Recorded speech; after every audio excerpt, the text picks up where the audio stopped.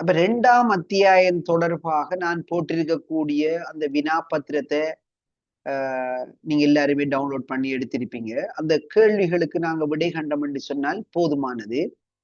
அந்த வரிசையில நமக்கு ஆணைச்சீட்டு அதிகாரம் என்றால் என்ன என்கின்ற விடயத்தோடு அந்த கேள்வி பேப்பர் ஆரம்பிக்குது. நமக்கு ஒன்று விளங்க வேணும். 1ஆம் அத்தியாயம் நமக்கு ஒதுக்கீட்டு அதிகார சட்டத்தை பற்றி கதைக்கும். ஒதுக்கீட்டு அதிகார சட்டம் என்று சொன்னால் பாராளுமன்றத்திலே ஒரு வரவு செலவு திட்டத்தை சமர்ப்பித்து நிதியமைச்சர் அந்த வரவு செலவு திட்டத்திற்கு மாற்றங்கள் செய்தால் அதை நாங்கள் குழு நிலையில் திருத்தம் செய்து அவற்றுக்கு பாராளுமன்றத்திலே வாக்கெடுப்பு நடாத்தி பின்னர் சபாநாயகர் அத்தகைய ஒதுக்கீட்டு சட்ட மூலத்திற்கு ஆணையிடுவதன் மூலம் ஒப்பமிடுவதன் மூலம் அது ஒதுக்கீட்டு அதிகார சட்டமாக மாறும். அவ்வாறு ஒதுக்கீட்டு அதிகாரம் சட்டமாக மாறிய அந்த ஒதுக்கத்தினை மீண்டும் அதை திரைசேரிக்கு கொண்டு சேர்க்க வேணும். அப்படி திரைசேரிக்கு கொண்டு சேர்க்க வேணும் என்று சொன்னா அரசியலமைப்பு சட்டத்தினுடைய அரசியல் அமைப்பு சட்டம் அதனுடைய 150வது பிரிவின் முதலாவது உபகூறு சொல்லுது. அவ்வாறு ஒதுக்கத்தினை நாங்கள் திரைசேரியிலிருந்து பாராளுமன்றத்திலிருந்து திரைசேரிக்கு அனுப்ப வேண்டும் என்று சொன்னா நிதி அமைச்சரால் ஒப்பமிட்டு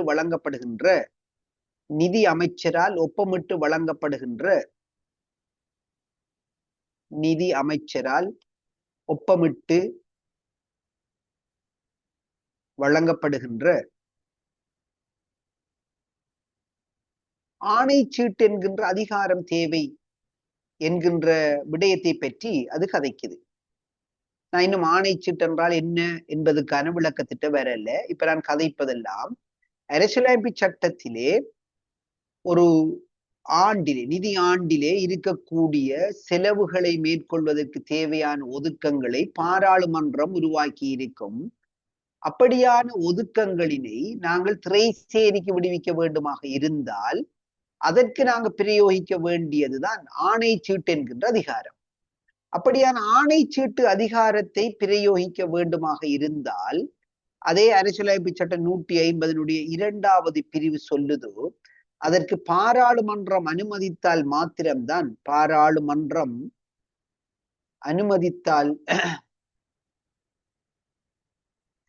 அனுமதித்தால் மாத்திரமே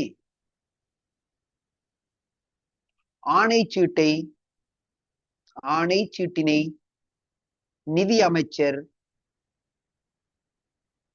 ஒப்பமிட முடியும்.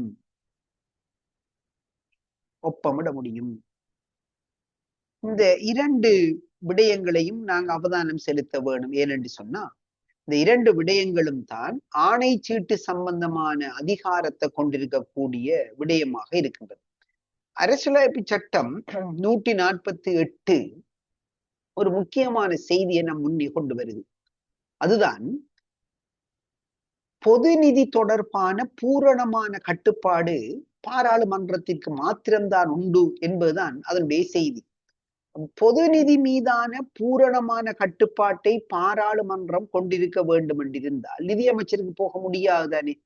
எனவே இங்க நிதியமைச்சர் ஒப்பமிட்டு வழங்குகின்ற ஆணைச்சீட்டினூடாக நிதியை விடுவிக்க முடியும் என்கின்ற போது நிதியமைச்சருக்கு அதிகாரம் அதிகரித்தது போன்ற ஒரு தோரணை தென்பட்டுவிடும். அதனாலதான் அதனுடைய 2வது பாகம் சொல்லுது இல்லை நாங்க அதற்கு பாராளுமன்றம் அனுமதித்தா மட்டும்தான் நிதி அமைச்சர் அதுக்கு ஒப்பமிடவே முடியும் என்கின்ற விடயத்தை நமக்கு சொல்லுது. எது எப்படி இருந்தாலும் ஒரு நிதி ஆண்டிலே ஒதுக்கீட்டு அதிகார சட்டத்தின் மூலம் உருவாக்கப்பட்ட ஒதுக்கத்தினை விடுவிப்பதற்காக நிதி அமைச்சரால் ஒப்பமிடப்படுகின்ற ஆவணத்தை நாம சொல்லுவோம் ஆணைச்சீட்டு அதிகாரம் என்று சொல்லுவோம். அப்ப கேள்வி பேப்பர்ல இருக்கக்கூடிய கேள்வி என்ன? 1வது கேள்வியில ஆணைச்சீட்டு அதிகாரம் என்றால் என்ன? இதான் கேள்வி. அப்ப 1வது கேள்வியில் இருக்கக்கூடிய பகுதிக்கு நாங்க வந்தோம் என்று சொன்னா ஆணைச்சீட்டு அதிகாரம் என்பது ஒதுக்கீட்டு அதிகார சட்டத்தின்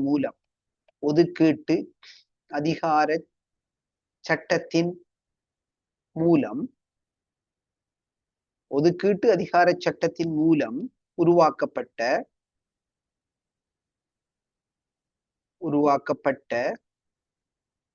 ஒதுக்கீட்டினை விடுவிப்பதற்கு நிதி அமைச்சரால் ஒப்பமிட்டு வழங்கப்படுகின்ற பத்திரம், ஒப்பமிட்டு வழங்கப்படுகின்ற பத்திரம் ஆணைச்சீட்டு எனப்படும். இப்ப ஆணைச்சீட்டு என்கின்ற விடயத்துல நாம நிதி அமைச்சர் ஒரு செலவொன்றை மேற்கொள்வதற்கு ஒதுக்கீட்டு அதிகார சட்டமானது தானாக அதுக்கான அனுமதியை கொடுப்பதில்லை. ஒதுக்கீட்டு அதிகார சட்டம் சொல்லும் ஒதுக்கீட்டு அதிகார சட்டமானது செலவொன்றினை மேற்கொள்வதற்கான அதிகாரத்தை தானாக வழங்குவதில்லை என்கின்ற விடயத்தை சொல்லும். அதனுடைய பொருள் என்னவென்றால், ஒதுக்கீட்டு அதிகார சட்டத்தை நாங்கள் உருவாக்கி கொண்டாலும் அத்தகைய ஒதுக்கீட்டு அதிகார சட்டத்தினை உருவாக்கப்பட்ட அந்த ஒதுக்கத்தினை திரைசேரிக்கு விடுவிக்க வேண்டும் என்று சொன்னால் நிதி அமைச்சருக்கு வழங்கப்பட்டிருக்கக்கூடிய அந்த வகிபாகத்தின் கீழ், அரசியலமைப்பு சட்டத்தின் கீழ் அவர் அதற்கான ஆணை சீட்டுகளை பிறப்பிக்க வேண்டியவராக இருப்பார் என்பது. அப்ப ஆணை சீட்டு என்றால் என்ன? ஒதுக்கீட்டு அதிகார சட்டத்தின் மூலமாக உருவாக்கப்பட்ட ஒதுக்கீட்டினை விடுவிப்பதற்காக நிதி அமைச்சரால் ஒப்பமிட்டு வழங்கப்படுகின்ற அந்த சிட்டைக்கு பேர் சொல்றோம் நாங்க ஆணை சீட்டு என்று சொல்றோம், ஒரண்ட் என்று சொல்றோம். அப்படியான அந்த ஒரண்டிலே நாங்க 7 வகையான ஆணை சீட்டுகளை பற்றி கதைக்க இருக்கோம். அப்ப ஆணை சீட்டுகளுடைய வகைகளை நாங்க இங்க முதல்ல பட்டியலிட்டுட்டு அதுக்கு பிறகு அதுக்குள்ள போவதுதான் பொருத்தமாக இருக்கும். அப்ப ஆணை சீட்டுகளின் வகைகள், ஆணை சீட்டுகளின் வகைகள் இத பொதுவா முதல்ல விளங்குவோம், பிறகு அதுக்குள்ள கேள்விகளுக்கு பிறகு நாங்க போவோம். ஆணை சீட்டுகளை வகைகளை நாங்க சொன்னா, நாங்க ஏற்கனவே கேள்விப்பட்டுட்ட 1ஆம் அத்தியாயத்தில அரசாங்க செலவினுடைய பிரதானமான வகைகள் 2. ஒன்று வழங்கல் சேவை செலவுகள் என்று சொன்னோம்.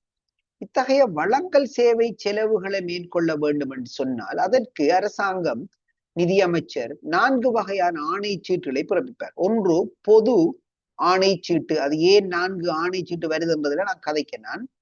அப்ப அதுக்கு நாங்கள் முதலாவதாக பிரயோகிக்கின்ற ஆணை சீட்டு பொது ஆணை சீட்டு என்பதாக இருக்கும்.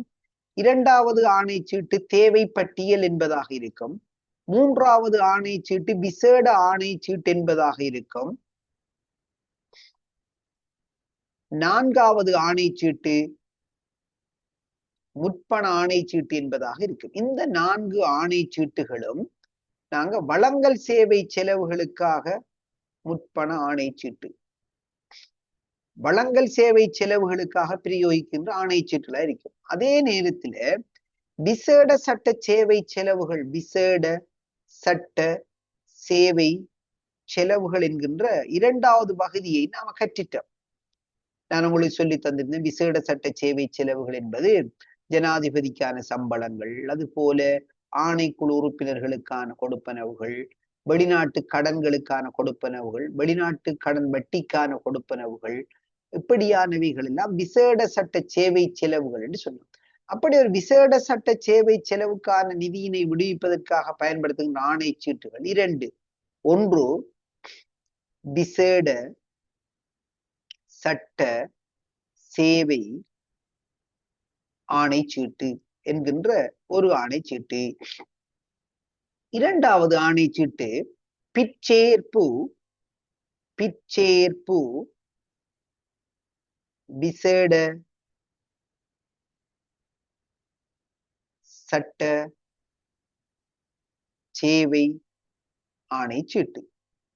இப்ப மொத்தத்திலே 6 ஆணை சீட்டுகளை 2 செலவுகளுக்குமாக நாங்க பயன்படுத்துறோம். ஆணை சீட்டுகளுடைய வகைகளை பற்றி கேள்வி பேப்பர்ல கேள்வி வேறு, நாம் அதை பார்ப்போம்.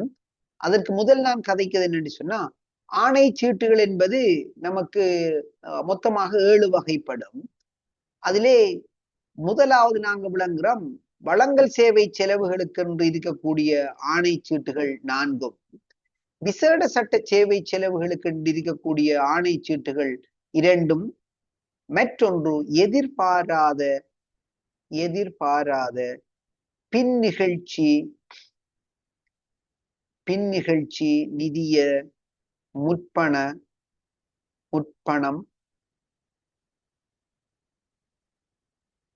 முற்பணம் வழங்கல்.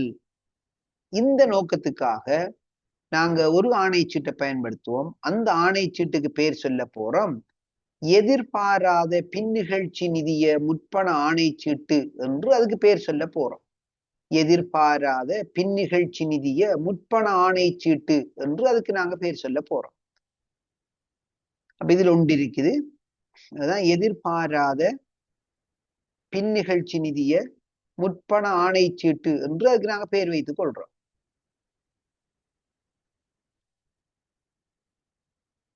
எதிர்பாராத பின்னிகழ்ச்சி நிதிய முற்பண ஆணைச்சீட்டு. ஆக மொத்தத்துல நமக்கு 3 தலைப்புகளுக்கு கீழே 7 வகையான ஆணைச்சீட்டுகளை நாங்க விளங்கி இருக்க வேணும்.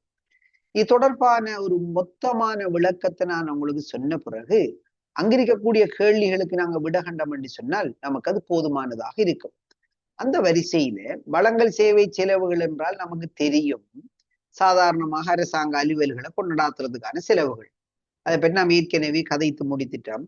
வளங்கள் சேவை செலவுகள் என்பது பொது மதிப்பீட்டு செலவுகளையும் முற்பண மதிப்பீட்டு செலவுகளையும் கொண்டிருக்கும் என்று சொல்லி படிச்சிருக்கோம். பொது மதிப்பீட்டு செலவுகளானது மீண்டு வரும் செலவுகளையும் மூலதன செலவுகளையும் கொண்டிருக்கும் என்று படிச்சிருக்கோம். மீண்டு வரும் செலவுக்கு 5-6 உதாரணங்களையும் மூலதன செலவுக்கு 5-6 உதாரணங்களையும் நாங்கள் 1ஆம் அத்தியாயத்திலே படிச்சு முடிச்சிட்டோம். அப்படியான ஒரு வளங்கள் சேவை செலவை மேற்கொள்வதற்கு நிதி அமைச்சரால் ஒப்பமிட்டு வழங்குகின்ற ஆணைச்சீட்டு நாம சொல்ல போறோம் பொது ஆணைச்சீட்டுன்னு சொல்ல போறோம். அப்ப பொது ஆணைச்சீட்டு என்கின்ற கருத்து ஒரு வளங்கள் சேவை செலவை, அதாவது குறிப்பாக பொது மதிப்பீட்டு செலவை மேற்கொள்வதற்காக, பொது மதிப்பீட்டு செலவை மேற்கொள்வதற்காக நிதி அமைச்சரால் ஒப்பமிட்டு வழங்கப்படுகின்ற ஆணைச்சீட்டு நாம சொல்ல போறோம் பொது ஆணைச்சீட்டு என்று நாம சொல்ல போறோம். பொது ஆணைச்சீட்டு என்பதனுடைய பொருள் பொது மதிப்பீட்டை மேற்கொள்வதற்காக நாங்க பிரயோகிக்கின்ற, பொது மதிப்பீட்டு செலவை மேற்கொள்வதற்காக நாங்க பிரயோகிக்கின்ற ஆணைச்சீட்டுகளாக. அப்ப பொது மதிப்பீட்டின் கொடுப்பனவுகளுக்கு நிதி அமைச்சரால் ஒப்பமிடப்படுகின்ற ஆணைச்சீட்டு இதுவா. உதாரணத்துக்கு நமக்கு இப்ப சம்பளம் தர வேணுமெண்டா ஆண்டு தொடக்கத்திலேயே நிதி அமைச்சர் நம்ம சம்பளம் பெற்றுக் கொள்வதற்கான ஒதுக்கீட்டை விடுவிப்பதற்கு பொது ஆணைச்சீட்டு என்கின்ற ஒரு விடயத்தை அவர் பிரயோகிப்பார். அதுபோல விவசாயிகளுக்கான பசளைய அல்லது நாட்டு பயன்பாடு தேவையான ஃபியூவலை, இப்படி என்னென்ன செலவெல்லாம் செய்யணும் அத்தனையும் பெரும்பாலானவை பொது மதிப்பீட்டு செலவின் கீழே வரும். உதாரணத்துக்கு அஸ்வசிம பயனாளிகளுக்கான கொடுப்பனவுன்னா பொது மதிப்பீட்டு செலவின் கீழ் வருகின்ற நடைமுறை மானியம். அதுபோல அவர்களுக்கு தேவையான பயிற்சிகளையும் அவர்களுக்கு தேவையான உபகரணங்களையும் செய்து கொடுப்பேன்னா மூலதன செலவு. இப்படி என்ன செயற்திட்டம் வந்தாலும் அவை அத்துணையும் இருக்க போறது பொது மதிப்பீட்டு செலவின் கீழ். அப்படி ஒரு பொது மதிப்பீட்டு செலவை மேற்கொள்வதற்காக நிதி அமைச்சரால ஒப்பமிட்டு வழங்கப்படுகின்றதான ஒரு ஆணைச்சீட்டு தான் பொது ஆணைச்சீட்டுன்னு சொல்றோம். அப்படி என்றால் என்னது நமக்கு தேவை பட்டியல் என்று ஒன்று வர வேணும் அப்படி என்ற ஒரு கேள்வி நமக்கு எழப்போகுது. என்ற இதுவும் தேவை பட்டியல் என்பது பொது மதிப்பீட்டு செலவுக்குரியதுதான். பொது மதிப்பீட்டு செலவுக்குத்தான் பொது ஆணைச்சீட்டு இருந்தால் ஏன் தேவை பட்டியல் தேவை அப்படி ஒரு பிரச்சனை நம்ம கதைக்க போறோம். அதுதான் ஏதாவது ஒரு பொது மதிப்பீட்டு செலவுக்கு ஆணைச்சீட்டொன்றை பிறப்பித்த பின்னர் அந்த செலவினை அமைச்சரவை நிறுத்தினால் நிறுத்தப்பட்ட அந்த பொது மதிப்பீட்டு செலவினை அல்லது அது போன்ற ஒரு செலவினை மீண்டும் ஆரம்பிப்பதற்காக நிதி அமைச்சரால் ஒப்பமிட்டு வழங்கப்படுகின்றதான ஆணைச்சீட்டு தான் தேவை பட்டியல்னு சொல்றோம். நல்ல உதாரணங்கள் நிறைய இருக்கு இலங்கையை பொறுத்த வரைக்கும். குறிப்பாக மிக அண்மையில கோட்டாபய ராஜபக்சோட காலத்தில் இடம்பெற்ற ஒரு சம்பவத்தை இதுக்காக சொல்லலாம். உங்களோட அந்த மனப்பதிவுக்காக இலங்கையில பசலைகளை இறக்குமதி செய்தாங்க கோட்டாபய ராஜபக்ச ஆட்சி காலத்துல சைனாவிடம் இருந்து. அந்த பசலைகள் இலங்கைக்கு உதவக்கூடிய அல்லது இலங்கையின் உண்மையாக ஒரு பசலையின் தரத்தை அது கொண்டிருக்கல் என்றும் அது கழிவுகளாக இருந்தது என்றும் அவற்றை ஏற்றுக்கொள்ள முடியாது என்றும் அப்போது இருந்த விவசாய அமைச்சினுடைய செயலாளர் இந்த விடயத்தை ஏற்க மறுத்தார். அதுக்கு பின்னாடி பல சம்பவங்கள் இருந்தன. குறிப்பாக அம்பாறை மாவட்டத்தினுடைய ஜியா இருந்த பண்டார என்பவருக்கு கிழக்கு மாகாணத்தினுடைய பிரதம செயலாளர் பதவியும் கொடுத்து அதே பண்டார என்பவருக்கு விவசாய அமைச்சினுடைய செயலாளர் பதவியையும் கொடுத்து அந்த கொடுப்பனவை சைனாக்கு கொடுக்கறதுக்குரிய நடவடிக்கைகளை அப்போது இருந்த அரசாங்கம் செய்திருந்தது. காரணம் என்னவென்று சொன்னால், சைனா விடாப்பிடியாக இருந்தது. அந்த பசளைகளுக்கு ஏற்றி வந்த கூலி $6 மில்லியன் தந்தே ஆக வேண்டும் என்றது. அப்படி இல்லைன்னா இலங்கை மக்கள் வங்கியிலே திறந்த நாணய கடிதத்தை லீஸே நாங்க இனிமேல் பேன் பண்ணுவோம் மக்கள் வங்கி, பேண்டும் பண்ணினாங்க மக்கள் வங்கி. எனவே அந்த நிலைமையிலிருந்து மீட்டுக் கொள்வதற்காக இலங்கை அரசாங்கம் அப்படியான ஒரு நஷ்டஈட்டை கொடுக்கறதுக்குரிய முயற்சி எடுத்திருந்தது.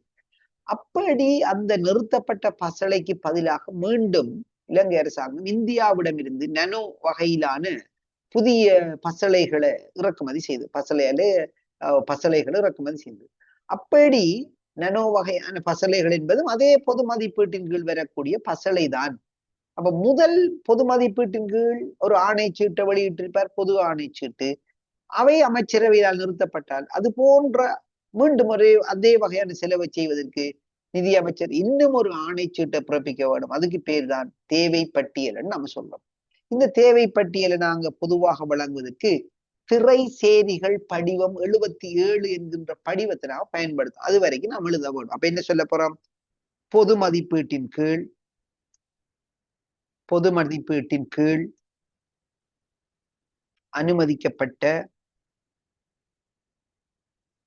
அனுமதிக்கப்பட்ட ஒரு செலவு பின்னர்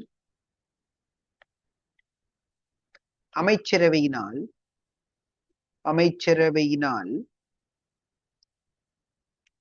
இடைநிறுத்தப்பட்டால்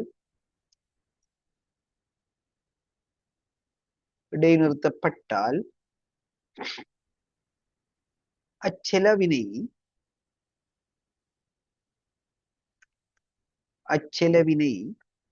மீண்டும்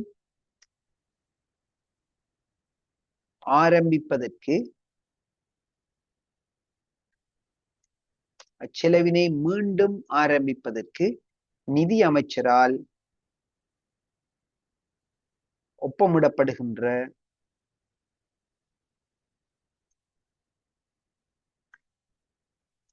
ஆணைச்சீட்டு இதுவாகும்.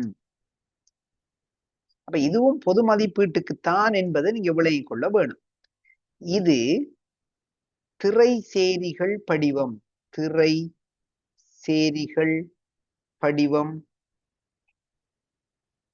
77 வழங்கப்படும். இது இரண்டாவது ஆணைச்சீட்டு. மூன்றாவது ஆணைச்சீட்டாக நாங்க விசேட ஆணைச்சீட்டை சொல்லுவோம். விசேட ஆணைச்சீட்டு அங்க இருக்கக்கூடிய விசேட சட்ட சேவையோட கொண்டு போயிட்டு இதை முடிச்சு போட்டு பிரச்சனை ஆயிக்க கூடாது. இது விசேட ஸ்பெஷல் வாரண்ட். ஸ்பெஷல் வாரண்ட்ன்றது எப்ப சம்பந்தப்படும் என்று சொன்னா, இப்ப நமக்கு ஒரு குறிப்பிட்ட விடயது செலவு செய்வதற்கு ஒதுக்கப்பட்ட நிதி ஒதுக்கீடு போதாமல் போனால், நாங்க முதலாம் அத்தியாயத்திலே கற்றுக்கொண்ட விடயம் தான் அதற்கு குறை நிரப்பு பிரேரணை ஒன்றை சமர்ப்பிக்கலாம் என்பதை பற்றி நான் விளங்கியிருந்தோம். அப்படி குறை நிரப்பு பிரேரணை ஒன்றை சமர்ப்பிக்க வேண்டும் என்றால் விசேடமா பாராளுமன்றத்திலே அதற்கான தொகையை ஒதுக்கி தாங்க அப்படின்னு தானே கேட்க போறோம். அப்ப அப்படி குறை நிரப்பு பிரேரணை ஒன்றின் மூலம் நாங்க மேலதிகமாக பெற்றுக்கொண்ட நிதி ஒதுக்கீட்டுக்கு தேவையான அந்த நிதியினை விடுவிப்பதற்கு நிதி அமைச்சரால் ஒப்பமிட்டு வழங்கப்படுகின்றதான ஆணைச்சீட்டு தான் விசேட ஆணைச்சீட்டு. அதுவும் எதற்காக? பொது மதிப்பீட்டு செலவுக்காக. அப்ப நாம பொது மதிப்பீட்டு செலவின் கீழ்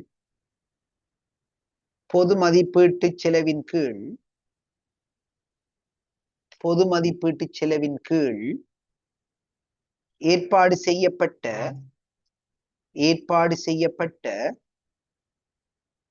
ஒதுக்கீடு போதாமல் விடும் பொழுது பாராளுமன்றத்திலே கொண்டு வரப்படும் விசேட தீர்மானத்தின்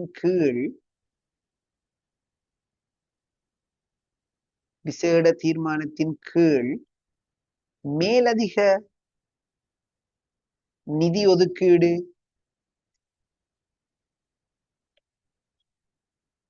அனுமதிக்கப்படும் பொழுது அதனை விடுவிப்பதற்கு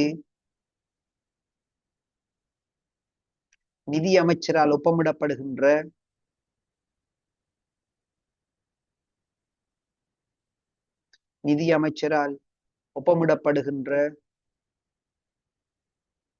ஆணைச்சீட்டு இதுவாகும். இப்ப நாங்க இங்க புரிய வேணும் என்னன்னு சொன்னா, இதுவரைக்கும் நாம கதைச்சிருக்கிறது மூன்றுமே வழங்கல் சேவை செலவுகளின் ஒரு உள்ளடக்கமாக வருகின்ற பொது மதிப்பீட்டு செலவு. இங்க பாருங்க, பொது மதிப்பீட்டு செலவு என்கின்ற சொல் வரும். இந்த 3 ஆணை சீட்டுகளுமே வழங்கல் சேவை செலவிற்கு உட்பட்டிருக்கக்கூடியதான ஒரு பொது மதிப்பீட்டு செலவுக்கான விடயமாக அது அமையும். அப்ப நமக்கு தெரியும், வழங்கல் சேவை செலவுகள் என்பது 2 வகையான செலவுகளை உள்ளடக்கியதாக இருக்கும். ஒன்று பொது மதிப்பீட்டு செலவு, மற்றொன்று முற்பண மதிப்பீட்டு செலவு. அப்படியான பொது மதிப்பீட்டு செலவின் கீழ் நாங்க காணப்படுகின்ற அந்த நிதியினை விடுவிப்பதற்காக நிதி அமைச்சரால் ஒப்பமிடுகின்ற ஆணைச்சீட்டு பொது ஆணைச்சீட்டு என்றும், அப்படியான ஒரு ஆணைச்சீட்டு விடுவிக்கப்பட்ட பின்னர் அமைச்சரவை அந்த கொடுப்பனவினை நிறுத்துவதற்கு நடவடிக்கை எடுத்திருந்தால் அதன் பின்னர் அதே வகையான மீண்டும் ஒரு பொது மதிப்பீட்டு செலவினை மேற்கொள்வதற்கு கொடுக்கின்ற அந்த அனுமதியின் பொருட்டான நிதியினை விடுவிப்பதற்கு நிதி அமைச்சரால் ஒப்பமிடப்படுகின்ற ஆணைச்சீட்டு தேவை பட்டியல் என்றும், அப்படியான பொது மதிப்பீட்டு செலவுக்கு ஏற்பாடு செய்யப்பட்ட தொகை போதாமல் விடுகின்ற பொழுது நாங்க 1ஆம் அத்தியாயத்திலே 74ஆம் நிதி பிரமாணத்திலே கற்றுக்கொண்டதற்கு அமைவாக குறைநிரப்பு பிரேரணை ஒன்றை சமர்ப்பித்து அந்த குறைநிரப்பு பிரேரணையை பாராளுமன்றத்தினுடைய அனுமதியின் கீழ் பெற்றுக்கொள்ளும். அதை நாம சொல்றோம் விசேட சட்டம் அப்படின்னு சொல்றோம். விசேட சட்டம், விசேட சட்ட சேவை அல்ல, விசேட சட்டம். அப்படியான விசேட சட்ட சேவைக்கு விசேட சட்டத்தின் கீழ், அதாவது குறைநிரப்பு சட்டத்தின் கீழ் கொண்டு வரப்படுகின்ற அந்த ஆணைச்சீட்டை நாம சொல்றோம் விசேட ஆணைச்சீட்டு என்று நாம சொல்றோம். அதுக்கு பிறகு நாங்க முற்பண ஆணைச்சீட்டு சம்பந்தமாக விளங்கியிருக்க வேண்டும். முற்பண ஆணைச்சீட்டு என்பதும் வழங்கல் சேவை செலவுக்குரியதுதான், ஆனா அது பொது மதிப்பீட்டுக்குரியது அல்ல, முற்பண மதிப்பீட்டுக்கு கீழ் உள்ளது. சாதாரணமாக நமக்கு தெரியும், அரசாங்க உத்தியோகத்திற்கு கொடுக்கப்படுகின்ற வேதனம் தவிர்ந்த முற்பணங்கள், அரசாங்க உத்தியோகத்திற்கு பண்டிகை முற்பணங்கள் கொடுப்பாங்க, அதுபோல இடர்கால கடன்கள் கொடுப்பாங்க, அதுபோல எத்தனையோ ரகமான கடன்களை அரசாங்க உத்தியோகத்தில் பெற்றுக்கொள்ள முடியும். இப்ப இந்த நாட்கள்ல பெறக்கூடியது விசேஷ முற்பணம், 4000 ரூபாய் விசேட முற்பணமாக பெற்றுக்கொள்ளலாம். அப்படியான அந்த முற்பணத்தை நாம சொல்றோம் விசேட முற்பணம் என்று சொல்றோம். அப்படி ஒரு விசேட முற்பணத்தை வழங்குவதற்கு நிதி அமைச்சரால் ஒப்பமிட்டு வழங்கப்படுகின்றதான ஆணைச்சீட்டு முற்பண ஆணைச்சீட்டு என்று சொல்ல போறோம். அப்ப இது வழங்கல் சேவை செலவின் கீழ்தான் வரும், ஆனா பொது மதிப்பீட்டின் கீழ் வராது, அது முற்பண மதிப்பீட்டின் கீழ் வரும். அப்ப முற்பண மதிப்பீட்டின்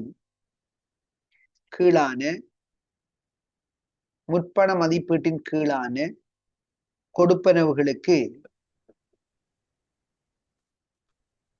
முற்பண மதிப்பீட்டின் கீழான கொடுப்பனவுகளுக்கு நிதி அமைச்சரால் ஒப்பமிட்டு வழங்கப்படுகின்ற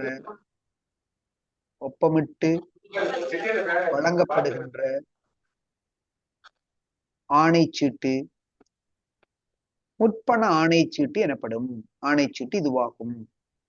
இப்ப மொத்தத்துல இதுவரைக்கும் நான் 4 வகையான ஆணைச்சீட்டுகளை நாம சொல்லிட்டோம். ஒன்று பொது ஆணைச்சீட்டு, அதுபோல தேவை பட்டியல், விசேட ஆணைச்சீட்டு, முற்பண ஆணைச்சீட்டு.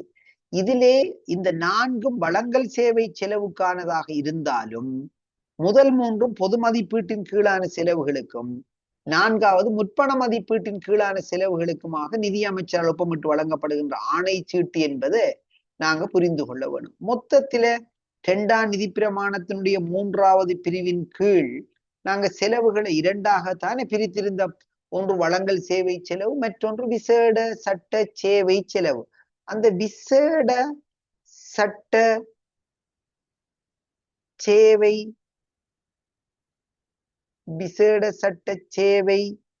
செலவுக்காக விடுவிக்கப்படுகிற ஆணைச்சீட்டு விசேட சட்ட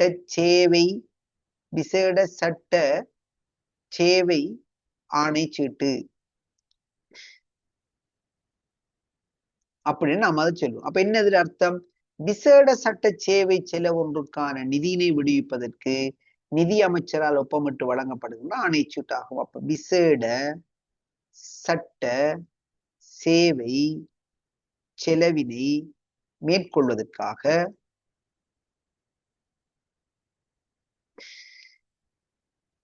நிதி அமைச்சரால் வழங்கப்படுகின்ற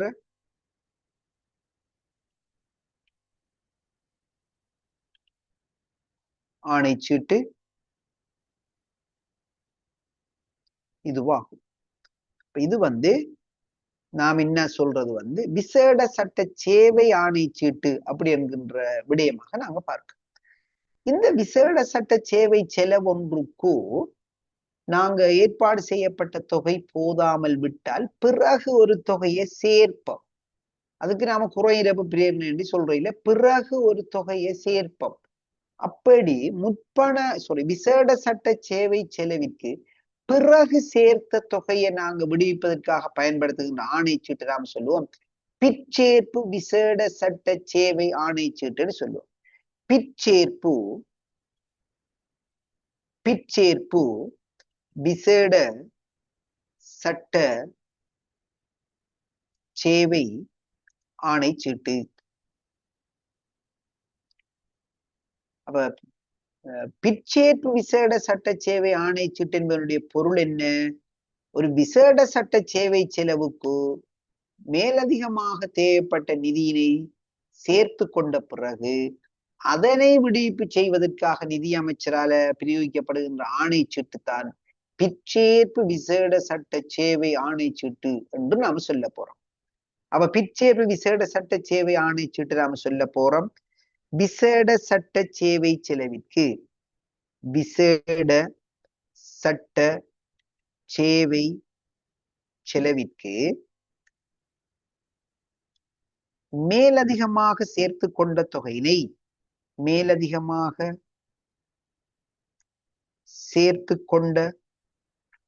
தொகையினை விடுவிப்பதற்கு நிதி அமைச்சரால்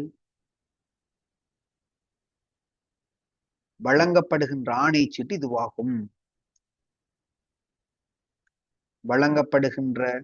ஆணைச்சீட்டு இதுவாகும். அப்ப மொத்தத்துல நாங்க 6 ஆணைச்சீட்டுகளை பார்த்துட்டோம். மேலே சொல்லி இருக்கக்கூடிய இந்த விசேட சட்ட சேவை ஆணைச்சீட்டு என்கின்ற இந்த விடயமும் திரைசேரி 77 என்னும் படிவத்தின் ஊடாகத்தான் இதை நாங்க பிரயோகிப்போம். அதே நேரத்துல நான் முன்ன சொன்ன தேவை பட்டியலுக்கு திரைசேரி 77 என்கின்ற படிவத்தின் ஊடாக நாங்க அதற்கான ஆணைச்சீட்டை பிரயோகிப்போம் என்று சொன்னோம். அதே நேரத்துல இங்க இருக்கக்கூடிய விசேட சட்ட சேவையாக இருந்தாலும் விசேட சட்ட சேவைக்குரிய பிற்சேர்ப்பு விசேட சட்ட சேவை ஆணைச்சீட்டாக இருந்தாலும் அவை இரண்டுக்கும் மொத்தத்தில் இந்த 3க்கும் நாங்க திரைசேரிகள் படிவம் 77 என்கின்ற படிவத்தில்தான் அந்த ஆணைச்சீட்டுகளை நாங்க பிரயோகிக்க வேண்டும் என்பது நிதி பிரமாணம் 90 நமக்கு சொல்லித்தர வருகின்ற செய்திகளாக நமக்கு இருக்கு. இதற்கு மேலதிகமாக 7ஆவதாக வரக்கூடிய அந்த ஆணைச்சீட்டு தான் எதிர்பாராத பின்னிகழ்ச்சி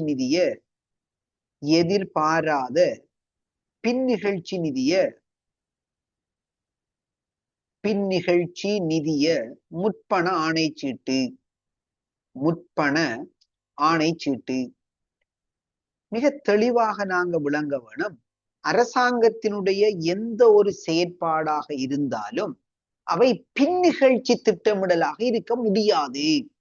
அவை அனைத்துமே முன்னிகழ்ச்சி திட்டமிடப்படல் வேணும் என்பதுதான் நிதி பிரமாணம் 3 நம்மிடத்தில் எதிர்பார்க்கின்ற முக்கியமான செய்தி. அதாவது அரசாங்கம் அடுத்த வருடம் என்ன செய்ய வேண்டும் என்பதை இந்த வருஷத்துல தீர்மானிக்க வேணும்.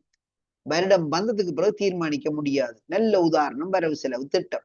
வரவு செலவு திட்டம் என்பதை நாங்க அடுத்த வருஷம் தேவையான வரவு செலவு திட்டம், இந்த வருஷம் தேவையான வரவு செலவு திட்டத்தை போன வருஷமே சட்டமாகி கொண்டோம். சேம் பாடசாலைகள்ல நீங்க இருந்து வந்த ஆசிரியர்கள், அதிபர்கள், அது நேரத்துல அதோடு சார்ந்த உத்தியோகத்தர் நிறைய பேர் எல்லாருமே நீங்க அப்படி நாட்கள் அப்ப உங்களுக்கு தெரியும், வரவு செலவு திட்டம் 54/2023 என்கின்ற சுற்றிருவத்துக்கு அமைவாக நவம்பர் மாதம் 15ஆம் தேதிக்கு முன்பாக சமர்ப்பிக்கப்பட வேண்டும் வலயக்கல்வி பணிமனைக்கு. அப்ப அடுத்த வருடத்துக்குரிய வரவு செலவு திட்டத்தை இந்த வருஷமே நாங்க சமர்ப்பித்து ஆக வேண்டிய சூழ்நிலை நமக்கு உருவாகும். எல்லா விடயங்களும் அப்படியே. அதாவது என்ன சொல்லுவாருன்னா, எல்லாமே முன்கூட்டியே நிகழ்ச்சி திட்டமிடல்களாக இருக்கணும். ஆனால் எல்லா விடயங்களையும் முன்கூட்டியே திட்டமிடக்கூடிய ஆற்றல் மனித புலனுக்கு உண்டா என்று கேட்டா இல்லை இல்லை. பல விடயங்களை நாங்க முன்கூட்டியே தீர்மானிக்க முடியுமாக இருந்தாலும் பல விடயங்கள் நம்மளால முன்கூட்டியே தீர்மானிக்க முடியாமல் போயிடும். அனர்த்தம் ஒன்று ஏற்படலாம் என்கின்ற அடிப்படையில அனர்த்த முகாமைத்துவ அமைச்சுக்கு ஒரு குறிப்பிட்ட தொகையை ஒதுக்கலாம். ஆனால் இப்படி தித்வா புயல் போன்று ஒன்று வந்து இவ்வளவு பேரழிவு உண்டு பண்ணும் என்பதை போன வருஷத்துக்கு முந்தின வருஷம் பட்ஜெட் பண்ணக்குள்ள ஒரு ஏற்பாடு செய்திருப்பாங்களா? இல்லை. சுனாமி அடிச்ச சந்தர்ப்பத்திலேயே ஏற்பாடு நமக்கு இப்படி சுனாமி ஒன்று வரும் என்று எதிர்பார்த்து செஞ்சிருப்பாங்களா? இல்லை. பொதுவாக டிசாஸ்டர் மேனேஜ்மெண்ட் என்ற அந்த அமைச்சுக்கு ஒரு குறிப்பிட்ட தொகையை ஒதுக்கி வாரது இயல்பு. அது சாதாரணமான விஷயம். இது அசாதாரணமான விஷயம். அப்ப இப்படியான ஒரு அசாதாரணமான விடயம் நிகழ்ந்தால், அப்படியான சந்தர்ப்பங்களின் போது நான் படிச்சிட்ட 1ஆம் அத்தியாயத்திலே எதிர்பாராத பின்னிகழ்ச்சி நிதியத்திலே இருந்துதான் ஒரு முற்பணத்தை பெற்றுக்கொள்ள வேண்டும் என்கின்ற செய்தியை சொன்னேன். அப்படியான அந்த எதிர்பாராத பின்னிகழ்ச்சி நிதியம் அல்லது அவசர கால நிதியத்திலிருந்து முற்பணம் ஒன்றை வழங்குவதற்காக நிதி அமைச்சரால் ஒப்பமிட்டு வழங்கப்படுகின்ற ஆணைச்சீட்டு தான் எதிர்பாராத பின்னிகழ்ச்சி நிதியா முற்பண ஆணைச்சீட்டுன்னு சொல்றோம்.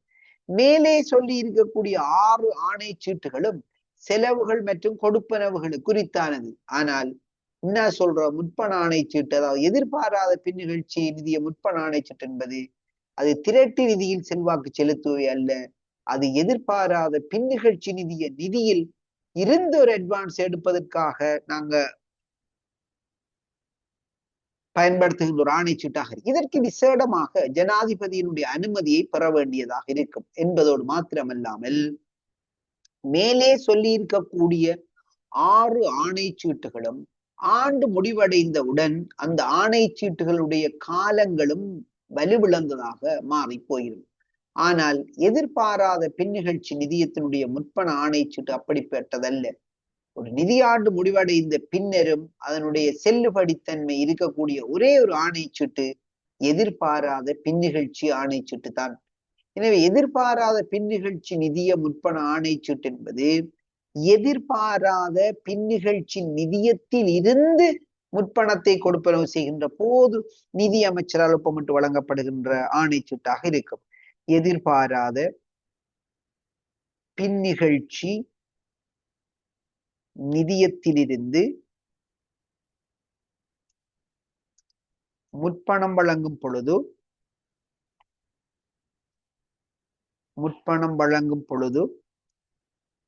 நிதி அமைச்சரால் ஒப்பமிடப்படுகின்ற ஆணைச்சீட்டு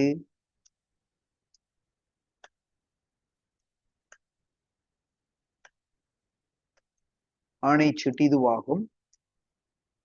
இது நிதியாண்டு முடிவடைந்ததும்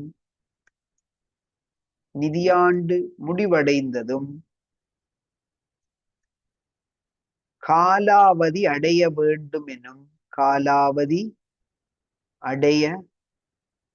வேண்டும் எனும் தேவைப்பாடு அற்றதாகும். இப்ப நிதியாண்டு முடிவடைந்த உடனேயே இந்த எதிர்பாராத பின்னிகழ்ச்சி நிதிய முற்பண ஆணைச்சீட்டும் காலங்கடந்ததாக வேண்டுமா என்று கேட்டால் இல்லவே இல்லை.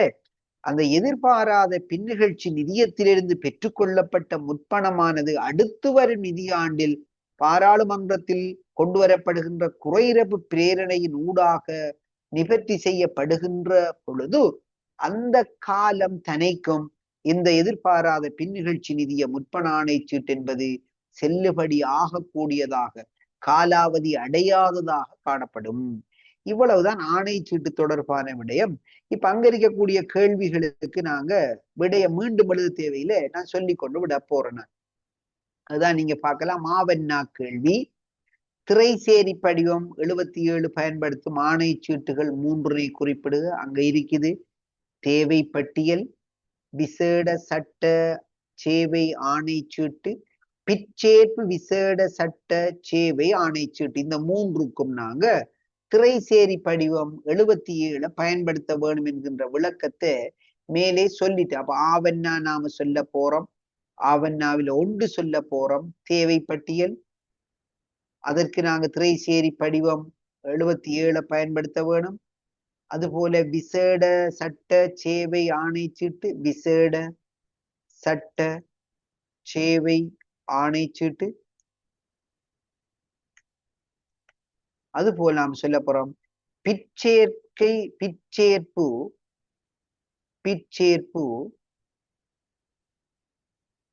விசேட சட்ட சேவை ஆணை சீட்டு. இந்த 3 ஆணை சீட்டுகளும் தான் திரைசேரிகள் படிவம் 77 வழங்கப்படுகின்ற ஆணை சீட்டு என்பதை நான் விளக்கம் தந்துட்டேன். வழங்கல் சேவை செலவுக்கு பயன்படுத்தப்படும் ஆணை சீட்டுகள் 4 மேலுக்கு விடையாக எழுதிட்டோம். விசேட சட்ட சேவைகளுக்கு பயன்படுத்தப்படும் ஆணை சீட்டுகள் 2 அதுக்கு அடுத்ததாக எழுதி வச்சிருக்கோம். எனவே முதலாம் கேள்விக்குரிய விடைகள் பூரணமாக நான் தந்துட்டேன். ஏதாவது கேட்க வேணும் என்று இப்ப ஆசைப்பட்டா கேட்டுக்கொள்ளுங்க, 2ஆம் கேள்விக்கு போவதற்கு முன்பா.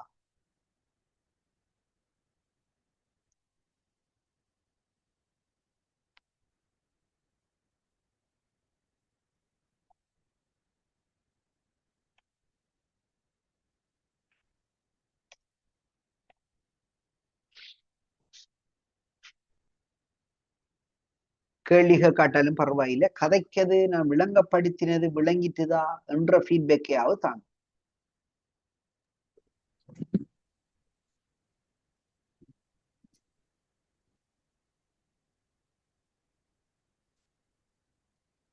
சார் விளங்கிட்டு.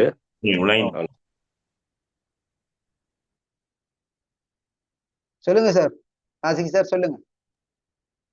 கிளியரா விளங்கிருக்கு சார், நம்ம கண்டினியூ பண்ணுவோம் சார். Okay, right. 2ஆம் கேள்வியை நோக்கி நாம நகருவோம்.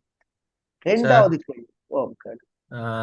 அதுல சார் ஆணைச்சீற்று வரைவு இலக்கணத்துல ஒதுக்கீட்டு அதிகார சட்டத்தால மட்டும் அதிகார சட்டம்னு மட்டும் வழங்க கொடுக்கப்பட்டிருக்கு சார்.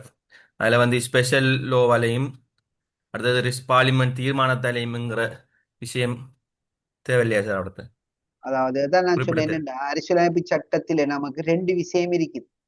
ஒன்று ஒதுக்கீட்டு அதிகார சட்டமும், மற்றது அரசியலமைப்பு சட்டமும். அப்ப நமக்கு அந்த ஒதுக்கீட்டு அதிகார சட்டத்தை சொல்ல வாரது பாராளுமன்றம், அரசியலமைப்பு சட்டத்தை நமக்கு ஒதுக்கீட்டு அதிகார சட்டம் சொல்ல இப்படி எழுதி கொண்டாலே போதும். நீங்க அது அந்த விஷயத்துக்குள்ள அது வந்து சேரும். வேற இம்சாத் சார் கேட்டுக்கொள்ளுங்க. Okay sir, okay sir. Okay, இப்ப நாம கதைக்க போறது கட்டி நிதி அதிகாரம் என்கின்ற விடயத்தை பற்றி கதைக்க போறோம். கட்டி நிதி அதிகாரம். கட்டி நிதி அதிகாரம் என்றால் இன்ட்ரெஸ்ட். கட்டி நிதிக்கு நாம சொல்றது இன்ட்ரெஸ்ட். ஒரு திணைக்களத்தை பொறுத்து மட்டும் ஒரு செலவை நாங்க மேற்கொள்ள வேண்டும் என்று சொன்னால் அலோகேஷன் என்கின்ற ஒரு விடயமும் அதற்குரிய கட்டு நிதியும் தேவை. அலோகேஷன் என்பது ஒரு வரையறைதான், ஒரு கற்பனையான பெருமானம். கட்டு நிதி என்பது நிஜமான பெருமானம், அதுதான் பணம். இப்ப கட்டு நிதி என்பது இன்ட்ரெஸ்ட் என்பதனுடைய அர்த்தம் ஒரு திரைசேரி திணைக்களத்திற்கு அல்லது தனிநபருக்கு வழங்கப்படுகின்ற ஒரு பணத்தை நாம சொல்லுவோம் கட்டு நிதி அப்படின்னு நாம சொல்லுவோம், இன்ட்ரெஸ்ட் என்று நாம சொல்லுவோம். இங்க நாம கதைக்க போறது கட்டி நிதி அல்ல, கட்டி நிதி அதிகாரம்.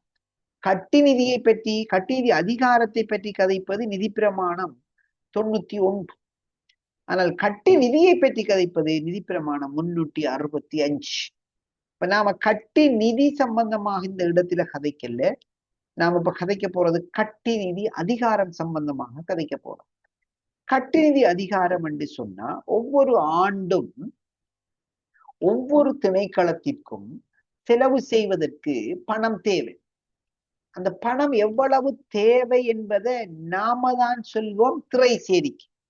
இங்க திரைசேரி என்று நான் கதைத்து கொண்டாலும் இந்த விடயத்தை கையாள்வதற்கென்றே திரைசேரி ஒழுங்குபடுத்தல் திணைக்களம், ட்ரெஷரி ஆபரேஷன் டிபார்ட்மெண்ட் என்கின்ற ஒரு அலுவலகம் இருக்குது திரைசேரிக்கு கீழே. அவர் நான் பொதுவா திரைசேரின்னு கழிச்சு கொள்றேன். அப்படியான அந்த திரைசேரிக்கு நாம தான் சொல்வோம் இவ்வளவு தொகை எங்களுக்கு இந்த வருஷம் செலவு செய்யறதுக்கு தேவைப்படுது அப்படின்னு நாம சொல்லுவோம். அதை எப்படி சொல்லுவோம்? அதை பற்றி கதைப்பதுதான் 366ஆம் நிதி பிரமாணம். ஒரு ஆண்டிலே ஒரு கட்டு நிதியினுடைய பெறுமதியை தீர்மானிக்கின்ற காரணிகள் 4 என்ன என்பதை பற்றி கதைக்கும். விட்டுருவோம், அது நமக்கு சிலபஸ் இல்லை. அப்படியான அந்த கட்டு நிதியினுடைய பெறுமதி குறித்து திரைசேரி அறிவிக்கின்ற அந்த கடிதத்துக்கு பெயர் சொல்லுவோம் கட்டு நிதி அதிகாரம் என்று சொல்லுவோம். அப்போ ஒரு நிதியாண்டிலே ஒரு திணைக்களத்திற்கு கொடுப்பனவுகளை மேற்கொள்வதற்காக திரைசேரியினால் விடுவிக்கப்படும் பணம் குறித்து அனுப்பப்படுகின்ற அந்த கடிதத்துக்கு பெயர் சொல்ல போறோம், அல்ல அந்த இமெயிலுக்கு பெயர் சொல்ல போறோம், அல்ல அந்த அறிவிப்புக்கு பெயர் சொல்ல போறோம் கட்டு நிதி அதிகாரம் என்று சொல்ல போறோம். ஒரு கட்டு நிதி அதிகாரமும் ஆணைச்சீட்டு அதிகாரமும் ஒவ்வொரு கொடுப்பனவு சிட்டையிலும் குறிக்கப்பட வேண்டும் என்பதை பற்றி 227ஆவது நிதி பிரமாணம் நமக்கு சொல்லும். 226ஆம் நிதி பிரமாணம் சொல்லும். ஒவ்வொரு கொடுப்பனவு சிட்டையிலும் குறிக்கப்பட வேண்டிய அதிகாரங்கள் 2 வகைப்படும். ஒன்று பொதுவான அதிகாரம், மற்றொன்று விசேட அதிகாரம்.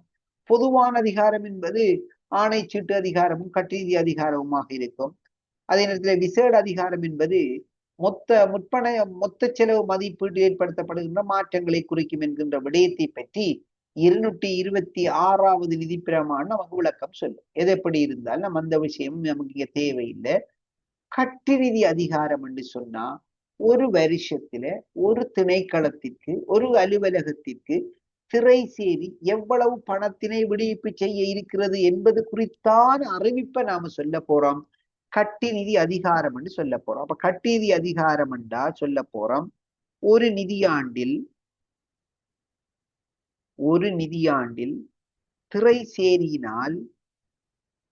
திரைசேரியினால் திணைக்களம் ஒன்றிற்கு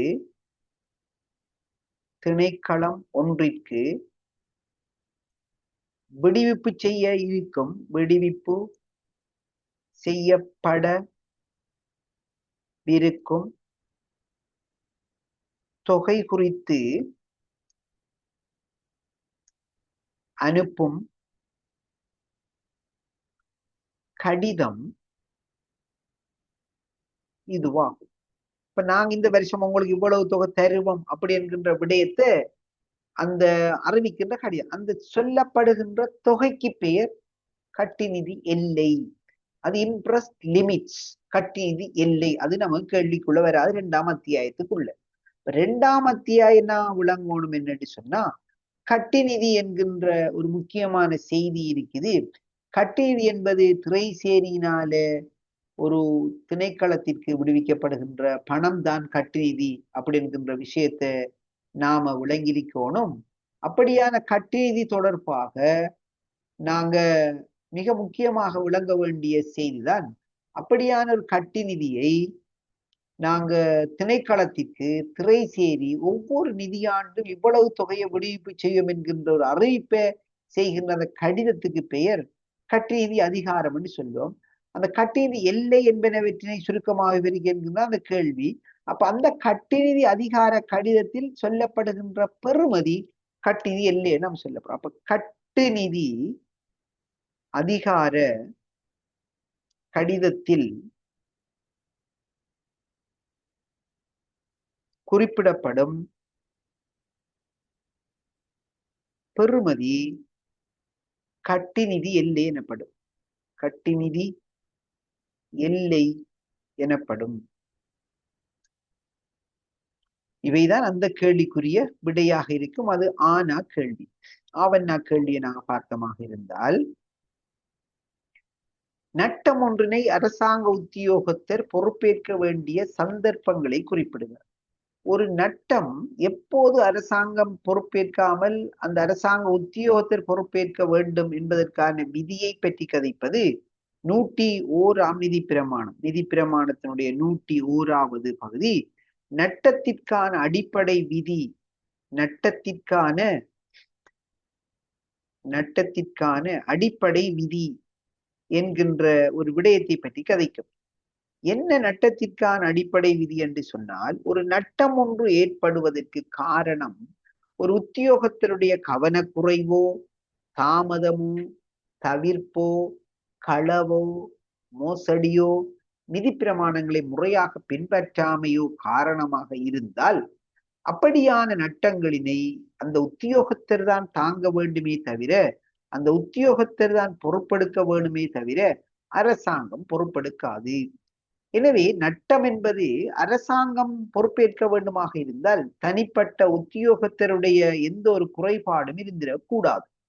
எனவே நிதி பிரமாணம் 101 நட்டத்திற்கான விதிகளை சொல்கின்ற பொழுது 156ஆம் நிதி பிரமாணத்தினுடைய 1வது பிரிவின் கீழ் நட்டம் என்பது எப்போது அரசாங்க உத்தியோகத்தரால் தாங்க வேண்டுமோ அது தவிர்ந்தவைகள் தான் அரசாங்கம் பொறுப்பேற்றுக் கொள்ளும் என்கின்ற விடயத்தை பற்றி சொல்லும். அப்ப எப்போது அரசாங்க உத்தியோகத்தர் நட்டத்தை தாங்க வேண்டும் என்றால், நிதி பிரமாணங்களினை பின்பற்றாமல் கொடுப்பனவு செய்யும் பொழுது,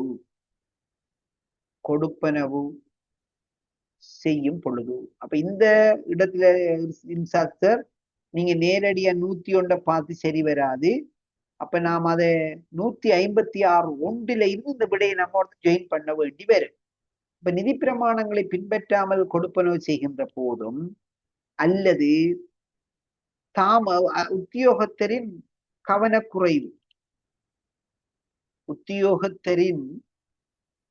கவனக்குறைவு அதன் போதும், அதுபோல உத்தியோகத்தரின் தாமதம்,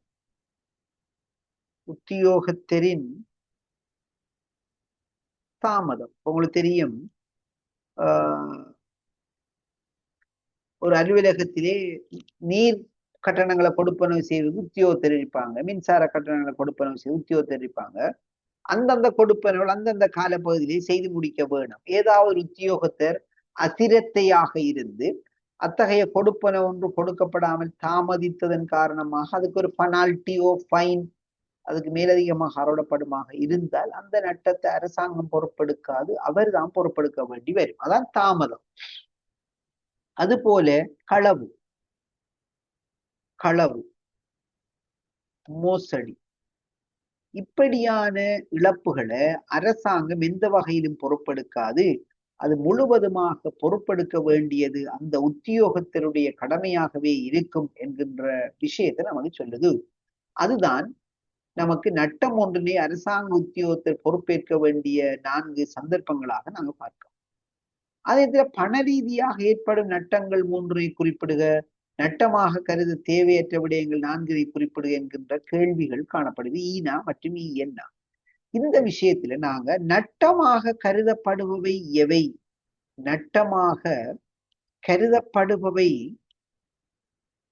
எவை, என்கின்ற கேள்விக்கு 102ஆம் நிதி பிரமாணத்தினுடைய 1வது பிரிவு என்ன சொல்லுது என்பதை விளங்கிட்டு வந்து ஈனாக்களின் விட கொடுப்போம். அதுல இருந்து ஈனாக்களிக்கு விட தொகுக்க வேணும். எவை நட்டமாக கருதப்படும் என்று சொன்னா அது சொல்லுது, அரசாங்கத்துக்கு சொந்தமான பணமோ, பண்டமோ, பயிரோ, உயிரோ, தாவரமோ, விலங்கோ இழந்து போனால், நட்டம் ஏற்பட்டு போனால் அவை அரசாங்கத்துக்கு ஏற்பட்ட நட்டமா கருதணும் என்று சொல்லுது. என்னது? அரசாங்கத்திற்கு சொந்தமான பணம், பண்டம், பயிர், உயிர், தாவரம், விலங்கு, முத்திரை போன்றவற்றிற்கான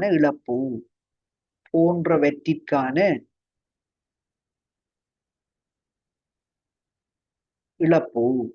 அப்ப நாங்க அரசாங்கத்தினுடைய சொந்தமாக காணப்படக்கூடிய பணமாக, பண்டமாக, பயிராக, உயிராக, தாவரமாக, விலங்காக, முத்திரையாக ஏற்படுகின்ற இழப்புகள் அரசாங்கத்துக்கு நட்டம். இது முதலாவது விஷயம். நான் இப்ப கதைக்கம் என்ன, நட்டமாக கருதப்படுபவை எவை? அது பிறகு கேள்வி ஒரு ஈனாக்களியும் கிடைக்கும். இரண்டாவது சொல்ல போறோம், அரசாங்கத்துக்கு சொந்தமல்லாத ஆனால் அரசாங்கத்தினுடைய கட்டுக்காப்பில் கஸ்டடி காணப்பட்ட அத்தகைய இப்ப நாம சொல்லி இருக்கக்கூடிய பணமோ பண்டமோ பயிரோ உயிரோ தாவரமோ விலங்கோ முத்திரையோ அரசாங்கத்துக்கு சொந்தம் அல்லாமல் இருந்து அவை அரசாங்கத்தினுடைய கட்டுக்காப்பில் இருக்கின்ற போது அவை இழக்கப்படுமாக இருந்தால் அவையும் அரசாங்கத்துக்கு நட்டமாக கருத வேண்டும் என்று சொன்னோம். அப்ப நாம சொல்ல போறோம், அரசாங்கத்திற்கு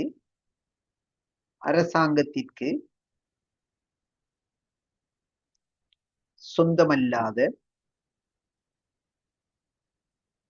அரசாங்கத்தின் கட்டுக்காப்பில் உள்ள அத்தகையவற்றின் இழப்பு. இப்ப நமக்கு தெரியும், உதாரணத்துக்கு வைத்துக் கொள்ளுங்க, நம்மளோட அலுவலகத்தில் இருக்கக்கூடிய ஒரு அலுவலகம் நமக்கு இல்லை. அப்ப நாம ஒரு தனியார் கட்டடத்தை அலுவலகமாக பயன்படுத்துவது வாடகைக்கு எடுத்து அந்த கட்டடத்தில் ஏதாவது ஒரு அசௌகரியம் ஒன்று ஏற்பட்டு அந்த கட்டடத்துக்கு ஏதாவது இழப்பு வரும் என்றால் நாம பொறுப்பெடுக்க வேண்டும். அரசாங்கத்துக்கு சொந்தமல்லாத தனியாருடைய பணம் அரசாங்கத்தினுடைய அலுவலகங்களிலே டிபாசிட் செய்யப்பட்ட பிறகு அவை தொலைந்து போனால் நாம் அதை பொறுப்பெடுக்க வேண்டும். அரசாங்கம் என்ற வகையில் அதை பொறுப்பெடுக்க வேண்டும். இப்படியாக அரசாங்கத்துக்கு சொந்தமல்லாத, அரசாங்கத்தின் கட்டுக்காப்பில் உள்ள மேலே சொன்னவற்றினுடைய இழப்பும் அரசாங்கத்துக்கு நாங்க நட்டமாக கருத வேண்டும். அது போல அரசாங்க உடைமைக்கான சேதம், மேலே நான் நட்டம் என்று சொல்றது ஃபுல்லி டிஸ்ட்ராய்ட். சேதம் என்பது பார்ட் அண்ட் பார்ஷலாக ஒரு பகுதி அளவில் சேதம். உதாரணத்துக்கு ஒரு சாரதி வாகனத்தை எடுத்து சென்று அந்த வாகன விபத்துக்குள்ளாகி வாகனத்தினுடைய ஒரு சில பகுதிகள் சிதைவுற்றிருந்தால் அதை நாம் சொல்ல போறோம் உடைமைக்கான சேதம் என்று நாம் சொல்ல போறோம். இப்படியாக உடைமைகளுக்கு ஏற்படுகின்ற சேதங்கள் நட்டங்களாக கருதப்பட வேண்டும். அது போலவே நாங்க கொடுக்கக்கூடிய பணம் உரிய நபர் அல்லாத ஒரு பிழையான நபருக்கு கொடுக்கப்பட்டாலோ அல்லது பிழையான தொகையை கொடுத்திருந்தாலோ அதுவும் அரசாங்கத்துக்கு நட்டம். அப்ப கொடுப்பனவே நாம பிழையாக கொடுக்க செய்யறோம். பிழையான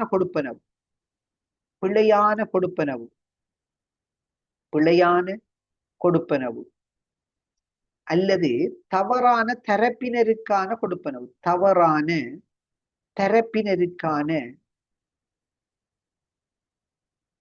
கொடுப்பனவு. இப்ப சிலர் மனசுக்குள்ள டவுட் ஒன்று ஏற்படலாம், என்னண்டா இப்படி ஒன்று நடந்து போனா அதுக்கு அரசாங்கம் பொறுப்பெடுக்க தேவையில்லையே, உரிய நபர் தானே பொறுப்பெடுக்க வேணும் என்று. ஓம் அந்த நபர் தான் பொறுப்பெடுக்க வேணும். ஆனால் முதல் அரசாங்கம் தாங்கிக் கொள்ளும், பிறகு அரசாங்க உத்தியோகத்திடமிருந்து அறவிட்டுக் கொள்ளும். அதற்கு அறவிடுவதற்கு நாங்க விசாரணைகள் எல்லாம் செய்யும், அதை பற்றி படிக்க இருக்கோம். எனவே அப்படி ஏதாவது ஒரு தொகை பிழையான கொடுப்பனவாக கொடுக்கப்பட்டாலோ அல்லது பிழையான தவறான தரப்பினருக்கு கொடுக்கப்பட்டாலோ அது அரசாங்கத்துக்கு நட்டமாக கருதுவோம். அது போல அரசாங்க உத்தியோகத்திற்கு நாங்கள் கொடுத்திருக்கோம், அது ஒரு மேலதிகமான கொடுப்பனவாக இருந்தால் அந்த மேலதிகமாக கொடுக்கப்பட்ட தொகையும் அரசாங்கத்துக்கு நட்டமாக இருக்கும். அப்ப நாம் அதை சொல்ல போறோம் மிகையான கொடுப்பனவு, மிகை கட்டண கொடுப்பனவுகள். இந்த தவறான கொடுப்பனவு என்பது அரசாங்க உத்தியோகத்திற்காக குறிக்காது, அந்த மிகையான கொடுப்பனவு என்பது அரசாங்க உத்தியோகத்திலே குறிக்கும். நாங்கள் அதை பற்றி 119ஆம் விதி பிரமாணத்துக்குள்ள கேரிக்க. அது போலவே அரசாங்கத்தினுடைய அடியுதல் சேர் ஆவணங்களுக்கு ஏற்படக்கூடிய இழப்புகள், அடியுதல் சேர் ஆவணங்களுக்கான இழப்புகள். இப்படியான இழப்புகளை நாம சொல்லுவோம் அரசாங்கத்துக்கு ஏற்படுகின்ற நட்டங்கள் என்று சொல்லுவோம். இப்படியான நட்டங்களிலே இப்ப ஈனா கேள்விக்கு வருவோம். அரசாங்கத்துக்கு ஏற்படுகின்ற பண ரீதியான இழப்பு அரசாங்கத்துக்கு சொந்தமான பணத்தினுடைய இழப்பாக இருக்கும். அரசாங்க பண இழப்பு அரசாங்கத்துக்கு ஏற்படுகின்ற பண ரீதியான இழப்பாக இருக்கும் ஒன்று. இரண்டாவது நாங்க சொல்ல போறோம் அரசாங்கத்துக்கு பிழையான கொடுப்பனவு, அதாவது பிழையான கொடுப்பனவு அரசாங்கத்துக்கு ஏற்ப நட்டமாக இருக்கும். அது போல பிழையான தவறான தரப்பினருக்கான கொடுப்பனவு, தவறான தரப்பினருக்கான கொடுப்பனவு, அவையும் பண ரீதியான இழப்பாக நாங்க பார்க்க போறோம். 5வது மிகையான கொடுப்பனவு. இந்த விடயங்கள் நாங்க பண ரீதியான இழப்பாக நாங்க கருதி கொண்டு போறோம். என்ன நட்டமாக கருதப்பட தேவையற்றவை, நட்டமாக கருதப்பட தேவையற்றவை. இப்ப நட்டமாக இவற்றை கருதக்கூடாது என்பதற்காக நிதிப்பிரமாணம் 102 அதனுடைய 2வது பகுதி நமக்கு விளக்கம் சொல்லுது. நிதிப்பிரமாணம் 102னுடைய 2வது பகுதி எவை நட்டமாக கருதப்படக்கூடாது என்பதற்கான விளக்கத்தை சொல்லுது. எவற்றை நாங்க நட்டமாக கருதப்படக்கூடாது என்று சொன்னா 4 விடயங்கள் அரசாங்கத்திற்கு ஒரு இழப்பினை ஏற்படுத்தினாலும் அவற்றை நட்டம் என்று எண்ணி கணக்கு வைக்க கூடாது. அதான் என்னுடைய பொருள். நட்டம்தான், இழப்பு என்பது நட்டம்தான்.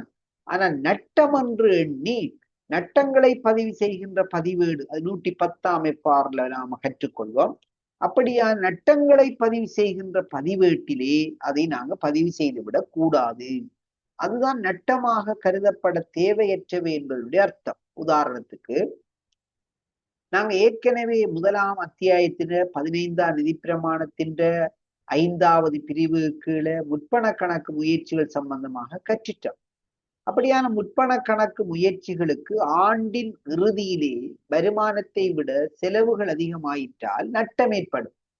அப்படியான நட்டங்கள் முற்பண கணக்கு முயற்சியின் கீழ் ஏற்படுகின்ற ஆண்டு இறுதி நட்டங்கள் அரசாங்கம் நட்டம் என்று எண்ணி கணக்கு வைக்க முடியாதவை. அப்படின்ற அர்த்தம் என்னன்னா, நட்டம் என்று எண்ணி கணக்கு வைத்தால் யாரோ ஒரு அரசாங்க உத்தியோகத்தில் அதுக்கு பொறுப்பெடுக்க வேணும். ஆனால் நாம் என்ன சொல்ற, முற்பண கணக்கு முயற்சியின் கீழ் ஏற்பட்ட ஆண்டிறுதி நட்டம் என்பது சில வேளைகளில் தவிர்க்க முடியாத விடயங்களாக இருந்திருக்கும். உதாரணத்துக்கு நாங்க விவசாயிகளிடமிருந்து நெல்லை அறுவடை செய்கிறோம் என்று வச்சுக்கொள்ளுங்க. அறுவடை செய்த நெல்லை விவசாயிடமிருந்து வாங்குறோம். அதுக்கு பேர் களஞ்சிய முற்பணம். அப்படி வாங்குகின்ற பொழுது அதுக்கு ஒரு ஈரப்பதனும் அதுக்கு ஒரு உயர்ந்த விலையும் இருக்கும். வாங்கி 6 மாதத்தை பிறகு எடை குறையும், விலை குறையும், விற்பனை செய்வதால் வருமானம் குறையும். எனவே செலவுகள் அதிகமாகவும் வருமானம் குறைவாக இருந்தால் அங்கே நட்டம் உருவாகும். அந்த நட்டத்தை நாம அந்த நெல்லை வாங்கின உத்தியோகத்துல அல்லது காவல் பார்த்த உத்தியோகத்திலிருந்து எடுத்துக்கொள்ளலாமா? இல்லையே, அவர்களுடைய எல்லைகளுக்கு உட்பட்டது இல்லையே. எனவே இப்படி முற்பண கணக்கின் ஆண்டு இறுதி நட்டங்கள் நாங்க நட்டங்கள் என்று எண்ணி கணக்கு வைக்க தேவையற்றவையாக காணப்படும். நல்லா புரிஞ்சு கொள்ளணும். ஆண்டிட இறுதியில ஒரு முற்பண கணக்கு முயற்சியை நடாத்தி ஆண்டின் இறுதியில ஃபைனல் அக்கவுண்ட்ஸ்ல வரக்கூடிய லொசஸை நாம ஒரு நாளும் நட்டம் என்று எண்ணி கணக்கு வைக்க மாட்டோம். நட்டம் என்று எண்ணி கணக்கு வைக்க மாட்டோம், நடவடிக்கை எடுக்க மாட்டோம். அது போல நாம சொல்ல போறோம் சொத்துகளுக்கு ஏற்படுகின்ற பெருமான தேய்வு. சொத்துகளுக்கு ஏற்படும் பெருமான குறைவு, பெருமான தேய்வு. இப்ப ஒரு சாரதி வாகனத்தை செலுத்துறார் என்று சொன்னா, அந்த வாகனம் செலுத்தினால் அந்த வாகனத்தினுடைய டயர் தேயும், அந்த வாகனத்தினுடைய என்ஜின் தேயும், அந்த வாகனத்தினுடைய இதர பாகங்கள் தேயும், அதனுடைய பெயிண்ட் வெளுத்து போகும், பெருமான குறைவு ஏற்படும். அப்படி பெருமான குறைவு அல்லது தேய்வு ஏற்பட்டால் சாரதிகிட்ட இருந்து நாம் அதை, நீங்க தான் ஓடி அந்த வாகனத்தை தேய்வடைய செஞ்சிட்டீங்க, எங்களுக்கு அதை தாங்க அப்படின்னு சொல்லி கேட்கலாமா? இல்லையே. எனவே நாங்க நட்டமாக கருத தேவையற்ற 2வது விடயம் சொத்துகளுக்கு ஏற்படுகின்ற பெருமான தேய்வு அல்லது பெறுமதி மதிப்பு குறைவு. அதை நாம சொல்ல போறோம் நட்டம் இல்லை, நட்டம்தான், நட்டம் என்று கணக்கு வைக்காத விடயமாக சொல்ல போறோம். அது போலவே நாங்க 3வது சொல்ல போறோம் இயற்கை அனர்த்தம் காரணமாக அரசாங்கத்தினுடைய உடைமைகளுக்கு ஏற்படக்கூடியதான நட்டங்கள். உதாரணத்துக்கு இந்த தித்வா புயல் காரணமாக இலங்கை அரசாங்கத்துக்கு சொந்தமான எத்தனையோ வீதிகள் பாலங்கள், புகையிரத பாதைகள் எல்லாமே நாசமாயினது. அதெல்லாம் அரசாங்க நட்டமா? நட்டம் இல்லையா? நட்டம், பாரிய நட்டம். ஆனால் அதுக்கு எதிராக நாம யாருக்கு விசாரணை செய்வது? யாருக்கு அந்த நட்டத்தை நாம பொறுப்பு கொடுக்குறது? எதிர்கட்சிகள் பார்லமன்றத்தில் சொல்லலாம், அரசாங்கம் முன்கூட்டியே இந்த சரியான விழிப்பை ஏற்படுத்தாத காரணமாகத்தான் இவ்வளவு நட்டம் ஒன்று ஏற்பட்டுச்சு என்று எதிர்கட்சிகள் வேண்டுமென்றால் பார்லமன்றத்தில் எதிர்க்க வேண்டும் என்பதற்கான கருத்துக்களை முன்வைக்கலாம். ஆனால் உண்மையாகவே இது நட்டமாக எண்ணி நாம கணக்கு வைக்க போனா ஆருக்கு எதிராக? இறைவனுக்கு எதிராக தான் சாட்சி போட வேண்டி வரும். எனவே இயற்கை அனர்த்தம் காரணமாக ஏற்படக்கூடிய, இயற்கை அனர்த்தம் காரணமாக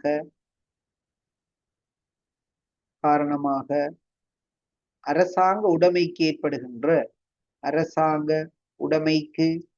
ஏற்படும் இழப்பு. இப்ப அங்க புத்தகத்தில் சொல்லிப்பான், வெள்ளப்பெருக்கு காரணமாக அரசாங்கத்தினுடைய பாதைகள், பாலங்கள், மதகுகளுக்கு அது சுருக்கம் இதுதான். அந்த வசனங்கள் எல்லாம் நாங்க அப்படி இப்ப எடுத்துக்கொள்ள இயலாது. வெள்ளப்பெருக்கால மட்டுமண்டில்ல, சூறாவளி அப்ப இருந்த காலத்துல வெள்ளப்பெருக்கு மட்டும் சொல்லலாம். இப்ப சூறாவளியால் நட்டம் வரலாம், சுனாமியால் நட்டம் வரலாம், அது போல மண் சரிவுகளால் நட்டம் வரலாம். அப்ப நாம் ஒவ்வொன்றையும் தனித்தனியா சொல்லி கொண்டிருக்க இயலாது. இயற்கை அனர்த்தம் காரணமாக அரசாங்க உடைமைக்கு ஏற்படுகின்ற இழப்புகளை நாங்கள் நட்டமாக கருத முடியாது. அது போலவே நமக்கு ஒரு வருமானம் ஒன்று நிலுவையாக காணப்பட்டு, நிலுவையாக இருந்த வருமானத்தை சேகரிக்க முடியாமல் போகின்ற பொழுது நாம் அதை விட்டு விடுவோம். நாங்க அதை விட்டு விடுவோம். அப்படி அரசாங்கத்தினுடைய வருமானம் ஒன்று சேகரிக்க முடியாமல் போகின்ற பொழுது அவற்றை விட்டு விடுவதால் இழப்பு ஏற்படும். அந்த இழப்பை நட்டம் என்று எண்ணி கணக்கு வைக்க போவதில்லை. நிலுவை அரச வருமானங்களை விட்டு விடுவதால் ஏற்படும் இழப்பு. விட்டு விடுவதால் ஏற்படும் இழப்பு. இவற்றை நாம நட்டம் என்று எண்ணி கணக்கு வைக்க முடியாது. எனவே நட்டமாக கருதப்படுகின்ற விடயங்களும் காணப்படுகின்றன, நட்டமாக கருதப்பட முடியாத விடயங்களும் காணப்படுகின்றன. எவற்றை நட்டமாக கருத வேணும் என்பதையும் தெரிந்திருக்க வேணும். எவற்றை நாங்க நட்டமாக கருத தேவை இல்லை என்பதை நாங்க விளங்கியிருக்க வேணும். அதுதான் ஈனா கேள்வியும் ஈயன்னா கேள்வியும். பண ரீதியாக ஏற்படும் நட்டங்கள் மூன்றை தர. அப்ப நட்டம் என்கின்ற வார்த்தைக்குள்ள எது வரும் என்பதையும் அதிலிருந்து ஃபில்டர் பண்ணி அதையும் பார்த்தோம். நட்டமாக கருதப்பட தேவையற்ற விடயங்களையும் நாங்க பார்த்துட்டோம். நட்டமாக கருதப்பட வேண்டிய விடயங்கள், நட்டமாக கருதப்பட தேவையற்ற விடயம். மூன்றாம் கேள்வியில் ஆனாவும் அதனோடு சேர்ந்து வந்துட்டு. இப்ப நட்டமாக கருதப்பட வேண்டிய விடயம், நட்டமாக கருதப்பட தேவையற்ற விடயம் ஆகிய விடயங்களை நாங்க தெளிவாக புரிஞ்சோம். மூன்றாம் கேள்வியிட்ட ஆனா வரையும் நாங்க பார்த்துட்டோம் என்று அர்த்தப்படும். அப்படி இருக்கு. ஒரு 2-3 நிமிடங்களுக்கு பிறகு நாம் அதை நினைந்து கொள்வோம். அப்படியே நீங்க இருந்து கொள்ளும்.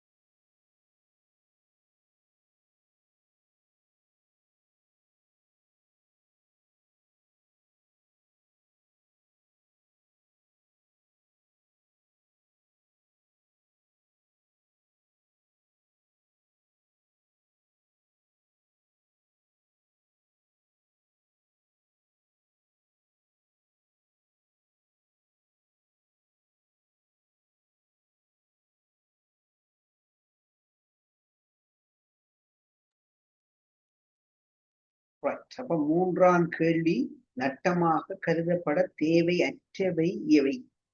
சிலருக்கு இதுல புரிதல் வாரையில அவ நட்டம் தானே அரசாங்கத்துக்கு இதற்கு நாம் சொல்ற நட்டம் தான். ஆனா நட்டம் என்று எண்ணி கணக்கு வைக்காது அதனுடைய பொருள்.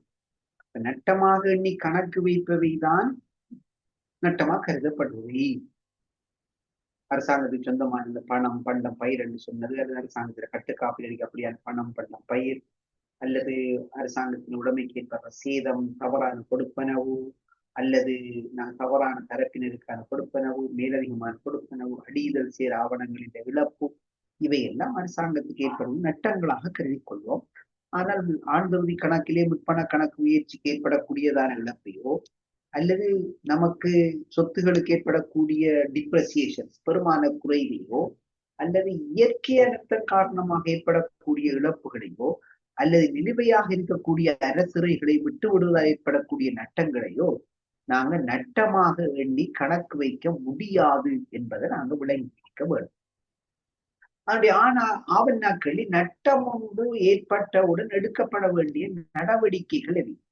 ஒரு திணைக்களத்தில நட்டம் ஒன்று ஏற்படுமாக இருந்தால் அந்த திணைக்கள விதிப்பிரமான 103க்கு அமைவாக சில காரியங்களை நிறைவேற்றியாக வேண்டும். உடனடியாக என்ன செய்ய வேணும் என்பதை பற்றி கதைப்பதான் 103வது விதிப்பிரமாணத்தினுடைய முதலாவது பிரிவு. அது சொல்லும் நட்டம் ஒன்று ஏற்பட்டவுடன் உடனடியாக தேவைப்படும் இடத்து, அதில் வசனம் போடும் முக்கியமாக தேவைப்படும் இடத்து அதனை உரிய அதிகாரிக்கு அறிவிக்க வேண்டும் என்கின்ற விவரத்தை சொல்லி, அது ஏன் தேவைப்படும் இடத்து என்கின்ற விவரத்தை நாம் அங்கு சொல்ல விளங்குறதுக்கு பிறகு 104ஆம் விதிப்பிரமாணத்தினுடைய 2வது பகுதியை கற்றுக்கொள்கின்ற பொழுதுதான் தேவைப்படும் இடத்து என்கின்ற அந்த வார்த்தை பிரயோகத்தினுடைய அர்த்தத்தை புரிந்து கொள்வோம். இப்போதைக்கு நாம எடுத்துக்கொள்ள போறோம், நட்டம் ஒன்று ஏற்பட்டால் தேவையான விடத்து உரிய அதிகாரிக்கு அறிவிக்க வேண்டும் என்கின்ற அம்சத்தை முதலாவதாக நாம தெரிந்திருக்க வேண்டும். அப்ப நிதிப்பிரமாணம் 103 ஒரு இன்சாட்சியத்துக்காக 103 படி நட்டம் ஒன்று ஏற்படுமாக இருந்தால் முதலாவது நாம் செய்ய வேண்டிய விஷயம் தேவையான விடத்து சொல் வரணும். தேவையான விடத்து என்ற எல்லா நட்டங்களும் அறிவிக்க தேவையில்லை. தேவையான விடத்து நட்டம் ஒன்று ஏற்பட்டால் தேவையான விடத்து அதனை உரிய அதிகாரிகளுக்கு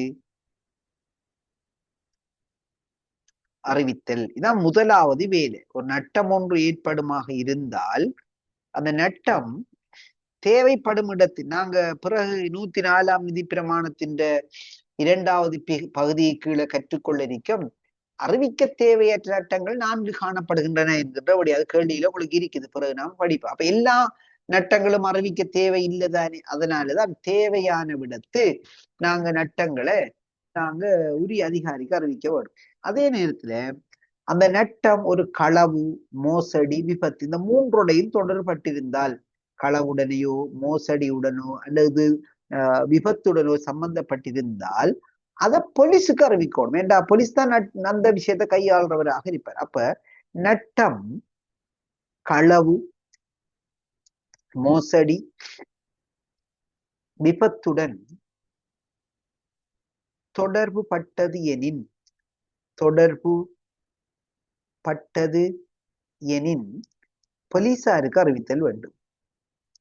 இப்ப இதுலதான் சிலர் விடுற தவறு, போலீசாருக்கு அறிவித்தல் வேண்டும். இப்ப இது நன்றாக தெரியும், ராசிக் சருக்கு தெரியும், இதுபோல அஸ்மி சருக்கு தெரியும். நான் முதல் கல்முனை வலயத்தில் இருக்கின்ற சந்தர்ப்பத்தில ஒரு பாடசாலையில ஒரு இழப்பொண்டு ஏற்படுது. அப்ப இழப்பேற்பட்ட உடனே அந்த செய்தி எனக்கு கிடைக்கப்பட்டது. அதிபரோட சொல்றேன், உடனடியாக நீங்க போலீஸ்ல ஒரு என்ட்ரி போடுங்கன்னு சொல்றேன். அவர் அதுல அசிரத்தையாக இருக்கார். என்ட்ரி போட அதை கொண்டா வந்துருவாங்க அப்படின்னா, அப்ப மீண்டும் சொல்றவர்கிட்ட ஒரு என்ட்ரிய போட்டுருங்கன்னு சொல்றேன். போடாதால் அவரு கடைசியில பாவம் அவரு உண்மையாகவே அவருக்கும் அதுக்கும் சம்பந்தமே இல்லை. ஆனா அவருக்கு பதவி இடைநீக்கம் செய்யப்பட்டது. எனவே மிக முக்கியம். அது போல தற்போது ஒரு அதிபருக்கு சம்மாந்துர வலயத்துக்கு கீழே அந்த பாடசாலையினுடைய மரங்களை இழந்தமைக்காக அது அந்த விஷயத்துக்கு எதிராக அவருக்கு அவருடைய தற்காலிகமாக அவர் பதவி நீக்கம் செய்யறதுக்கான அறிவிப்புகளை செய்யறதுக்கு அரசாங்கம் மாகாண கல்வி அமைச்சு நடவடிக்கை எடுத்திருக்கின்றது. எனவே ஒரு நட்டம் ஒன்று ஏற்பட்டு அந்த நட்டம் களவுடனோ மோசடியுடனோ விபத்துடனோ சம்பந்தப்பட்டிருந்தால் அத்தகைய இழப்புகளை கட்டாயமாக நாங்க போலீசாருக்கு அறிவிக்க வேண்டியது கட்டாய கடமையாக இருக்கும். ஒரு நட்டம் போலீசோக்கு அறிவிக்க வேண்டிய சந்தர்ப்பத்தில் அறிவிக்காமல் விட்டால் தாபன விதிக்கோவை 48ஆம் அத்தியாயத்தினுடைய 31ஆம் பிரிவின் 7ஆம் 8ஆம் பிரிவின் கீழ் நாங்க பெரும் குற்றவாளியாக பதவியிலிருந்து விலக்கப்படும் அளவுக்கான குற்றத்தை இழைத்தவராக கருதப்படும். அதில் கவனம் செலுத்திக் கொள்ள வேண்டும். மூன்றாவது, அந்த நட்டம் விசாரணைகள் செய்யப்பட்டு நட்டத்தோடு சம்பந்தப்பட்ட நபர்களை பொறுப்பை நிலைப்படுத்த வேண்டும். அப்ப விசாரணைகள் மேற்கொண்டு பொறுப்பினை நிலைப்படுத்தல் அப்படின்னா என்னென்றால் அர்த்தம், இந்த விசாரணை என்பதனுடைய பொருள் என்னவென்றால், இப்ப நாம் ஒரு நிறுவனத்துல பொறுப்புதாரியாக இருக்கோம். அப்ப இரவு வேளையில அங்க அந்த நிறுவனத்துல களவண்டு போயிட்டுன்னா இரவு காவலாளி இருப்பாருன்னு சொன்னா உடனடியாக இரவு காவலாளியை விசாரணை செய்து அவருடைய குற்றங்கள் ஏது மாதிரி இருந்ததா என்று பார்த்து அந்த பொறுப்பை அவர்கிட்ட சாட்டுறதுக்கு நாம நடவடிக்கை எடுக்க வேண்டும். அல்லது யாருடைய அந்த குறைபாடு என்பதை நாம பார்க்க வேண்டி இருக்கும். சில வேளையில அவர் இரவு வேளையில பாடசாலையில தூங்காமலுக்கு வீட்டை போய் தூங்கி கொண்டிருந்த வேளையில இப்படி பாடசாலையில் ஒரு உடைப்பும் அதனுடைய இழப்பும் ஏற்பட்டிருக்குமாக இருந்தால் அவர்தான் அதுக்கு பொறுப்புதாரர் என்கின்ற வகையிலே விசாரணைகளை மேற்கொண்டு பொறுப்பினை ஏற்படுத்த வேண்டும். ஒரு வாகனத்தை ஒரு சாரதி செலுத்தி செல்கின்ற பொழுது அவர் அந்த வாகனத்துல விபத்து ஏற்படாமல் தடுப்பதற்கு ஏற்ற முன்னாயத்த நிலையிலே அவற்றை வாகனத்தை செலுத்த வேண்டும் என்பது தாபன விதி கோவை.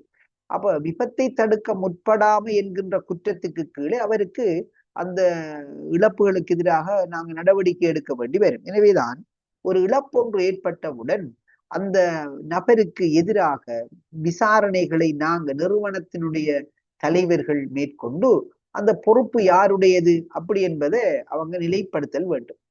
அப்படி நிலைப்படுத்துகின்ற பொழுது அந்த பொறுப்பிலிருந்து விடுபடுவதற்கு அல்லது பாதுகாத்துக் கொள்வதற்கு அவர் என்ன செய்வார்னா, அந்த நிறுவனத்தில் இருக்கக்கூடிய அதனோடு சம்பந்தப்பட்ட ஆவணங்களில் சில வேளைகளில் திருத்தங்களை அல்லது மாற்றங்களை அல்லது களவுகளை ஏற்படுத்துவதற்கு அவர் காரணியாக அமைந்து விடலாம்.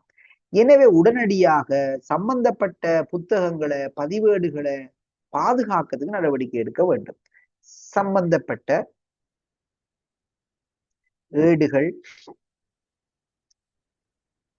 புத்தகங்கள், ஏடுகள், ஆவணங்களினை பாதுகாப்பதற்கு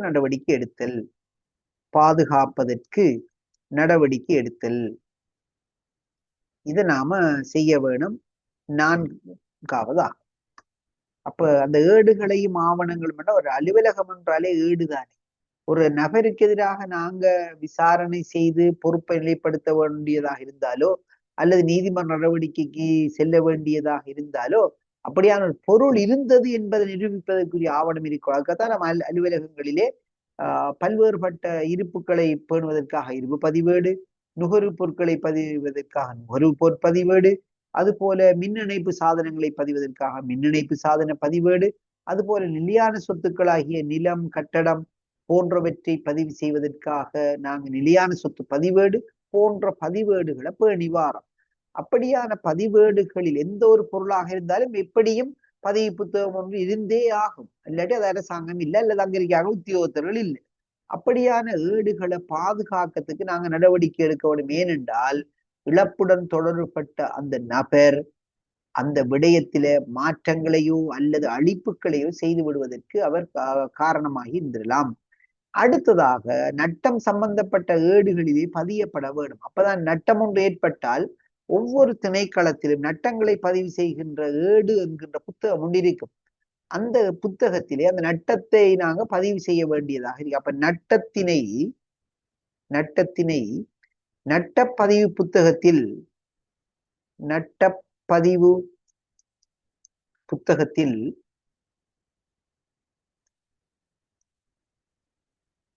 பதிதல் வேண்டும்.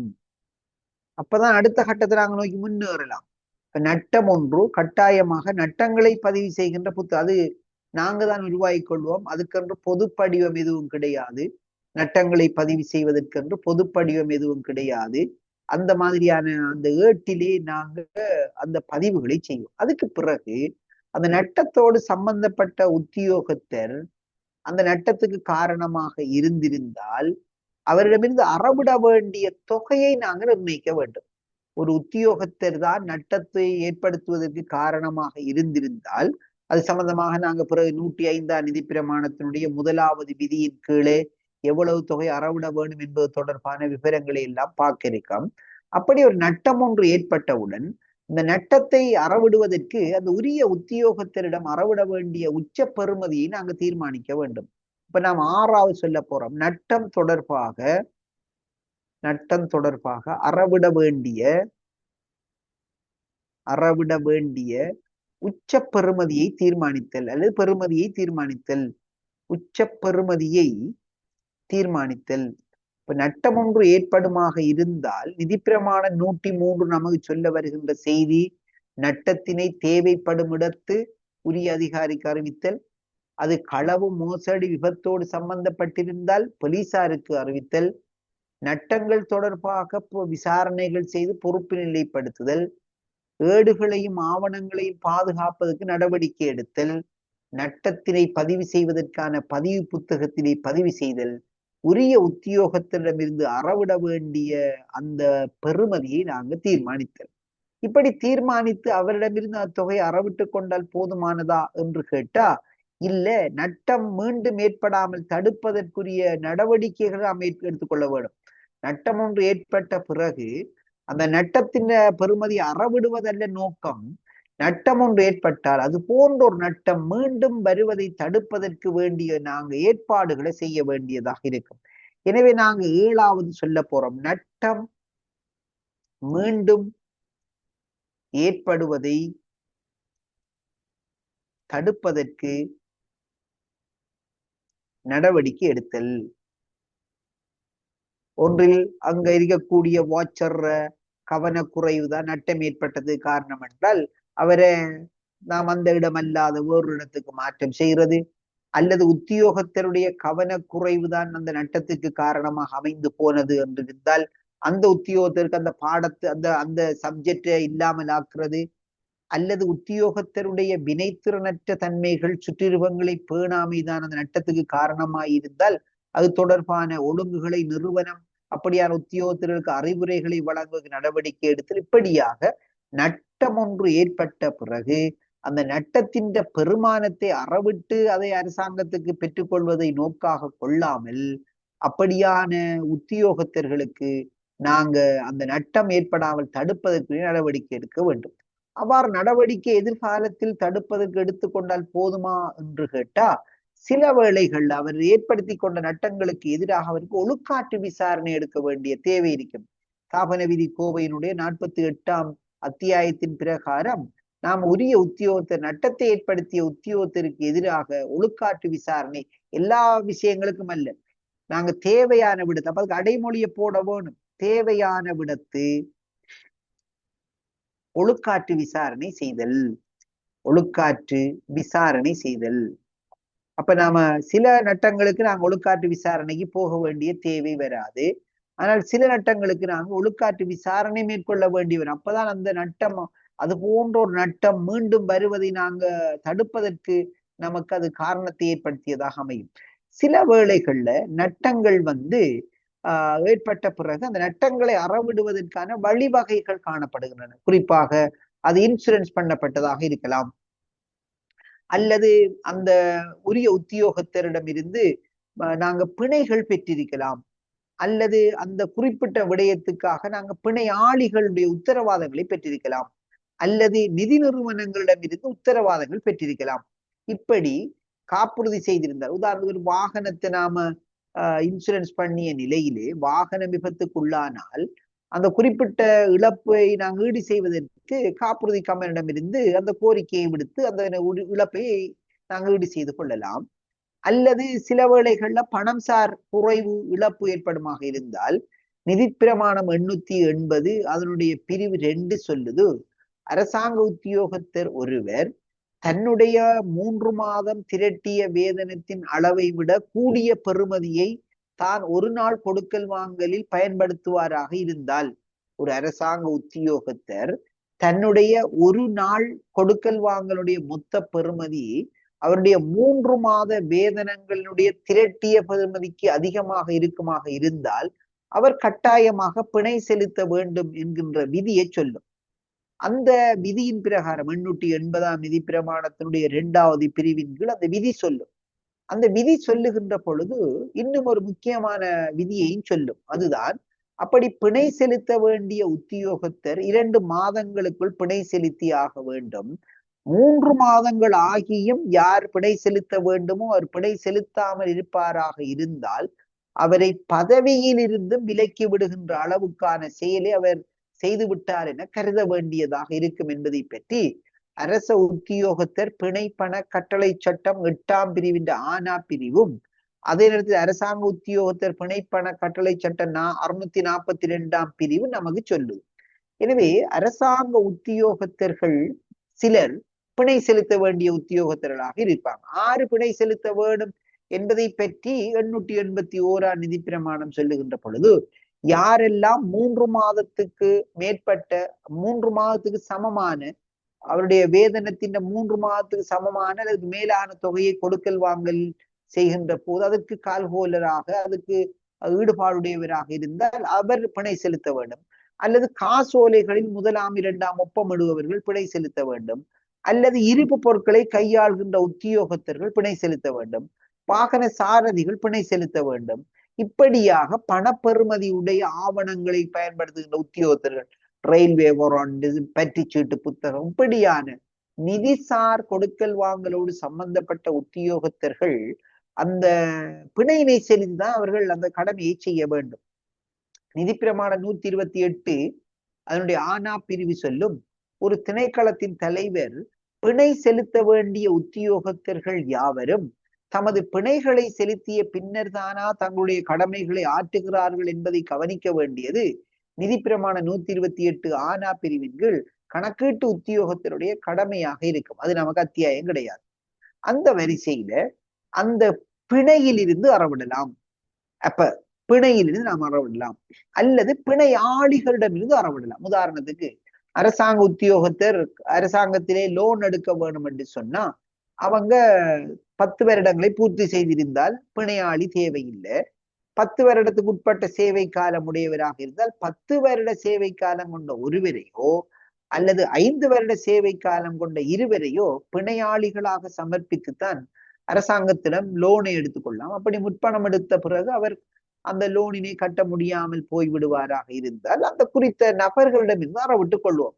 அப்ப அது பிணையாளிகளிடமிருந்து சுவட்டியிடமிருந்து நாம் அறவிடுவது. சில வேளைகள்ல நிதி நிறுவனங்களிடமிருந்து அந்த உரிமை கோரிக்கைகளை விட்டுக் கொள்ளலாம். உதாரணத்துக்கு இப்ப நமக்கு தெரியும், அரசாங்கம் ஒப்பந்த வேலைகளில் ஈடுபடுகின்ற பொழுது ஒப்பந்தக்காரர்களால் ஏற்படுத்தக்கூடும் என எதிர்பார்க்கின்ற இழப்புகளில் இருந்து அரசாங்கம் தன்னை காத்துக் கொள்வதற்காக பிணை முறை என்கின்ற முறையையும், பிட் பாண்ட், அது போல பெர்ஃபார்மன்ஸ் பாண்ட் செயற்படுத்தல் முறை என்கின்ற முறையையும் நிறுவனங்களிடமிருந்து, நிதி நிறுவனங்களிடமிருந்து பெற்றுக்கொள்ளும். அப்படி பெற்றுக்கொண்ட பிறகு அந்த கண்ட்ராக்டர் ஏதாவது தவறினை செய்து அது அரசாங்கத்துக்கு ஒரு இழப்பினை ஏற்படுத்தி இருக்குமாக இருந்தால் அப்போது நாம் அந்த நிதி நிறுவனத்திடமிருந்து அந்த குறிப்பிட்ட நட்டத்தை நாங்க ஈடு செய்து கொள்வோம். அப்ப சுருக்கமா சொன்னா 9வது விடயம், காப்புறுதி கம்பெனி பிணை, நிதி நிறுவனங்கள் இருந்து உரிமை கோரிக்கை விடுதல்.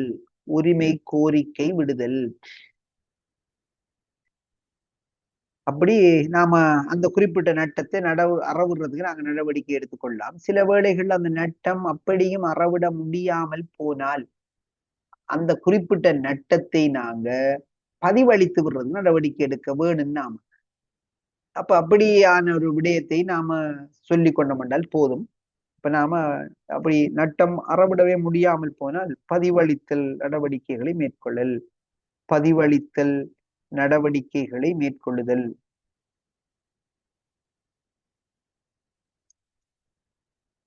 இப்படியாக நட்டம் ஒன்று ஏற்படுகின்ற பொழுது பல அம்சங்கள் நமக்கு தெரிந்திருக்க வேண்டும். அதிலே ஏதாவது ஒரு 4, 6, 7 விடயங்களை கட்டாயம் ஞாபகம் வைத்துக் கொள்ளுங்க. நட்டம் ஒன்று ஏற்படுமாக இருந்தால் நாங்க மேற்கொள்ள வேண்டிய நடவடிக்கைகள் என்ன என்பது பற்றிய விளக்கத்தை நீங்க கட்டாயம் தெரிந்து வைத்திருக்க வேண்டும். எதுவும் கேட்கறதுக்கு இருந்தா கேட்டுக்கொள்ளுங்க. அப்படி இல்லைன்னு அடுத்த கேள்வியை நோக்கி நகர்ந்து கொள்றேன்.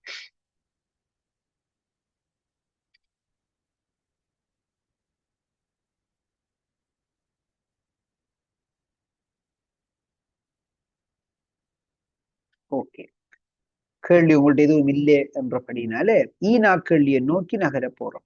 ஒரு நட்டத்துக்கு நாங்க ஏன் விசாரணை செய்ய வேண்டும் என்பது அந்த கேள்வி. இப்ப இதுக்கு இன்சத்தர் நேரடியா விடையிட்ட போய் பாருக்குள்ள போய் நம்பரை வச்சு பார்க்க இயலாது. இந்த அறிவை வச்சு கொண்டு பார்க்க வேண்டிய கேள்வி இது. அதுதான் நட்டம் ஒன்று தொடர்பாக ஏன் நாங்க விசாரணை செய்யறோம்னா மெயினா 2 பர்பஸ். ஒன்று, நட்டத்துடன் சம்பந்தப்பட்டவரிடமிருந்து நட்டத்தை அறவிடுவது ஒரு நோக்கம். இரண்டாவது, அது போன்ற ஒரு நட்டம் எதிர்காலத்தில் ஏற்படாமல் தடுப்பது மற்றொரு நோக்கம். அப்ப நட்டம் ஒன்று தொடர்பாக நாங்க விசாரணைகள் செய்வதனுடைய நோக்கம் என்னவென்றால் உரியவரிடமிருந்து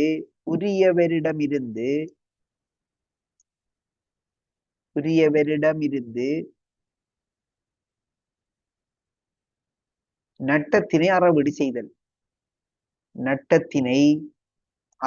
செய்தல் இது ஒரு நோக்கம். இரண்டாவது, எதிர்காலத்தில் நட்டம் ஏற்படாமல் தடுத்தல்.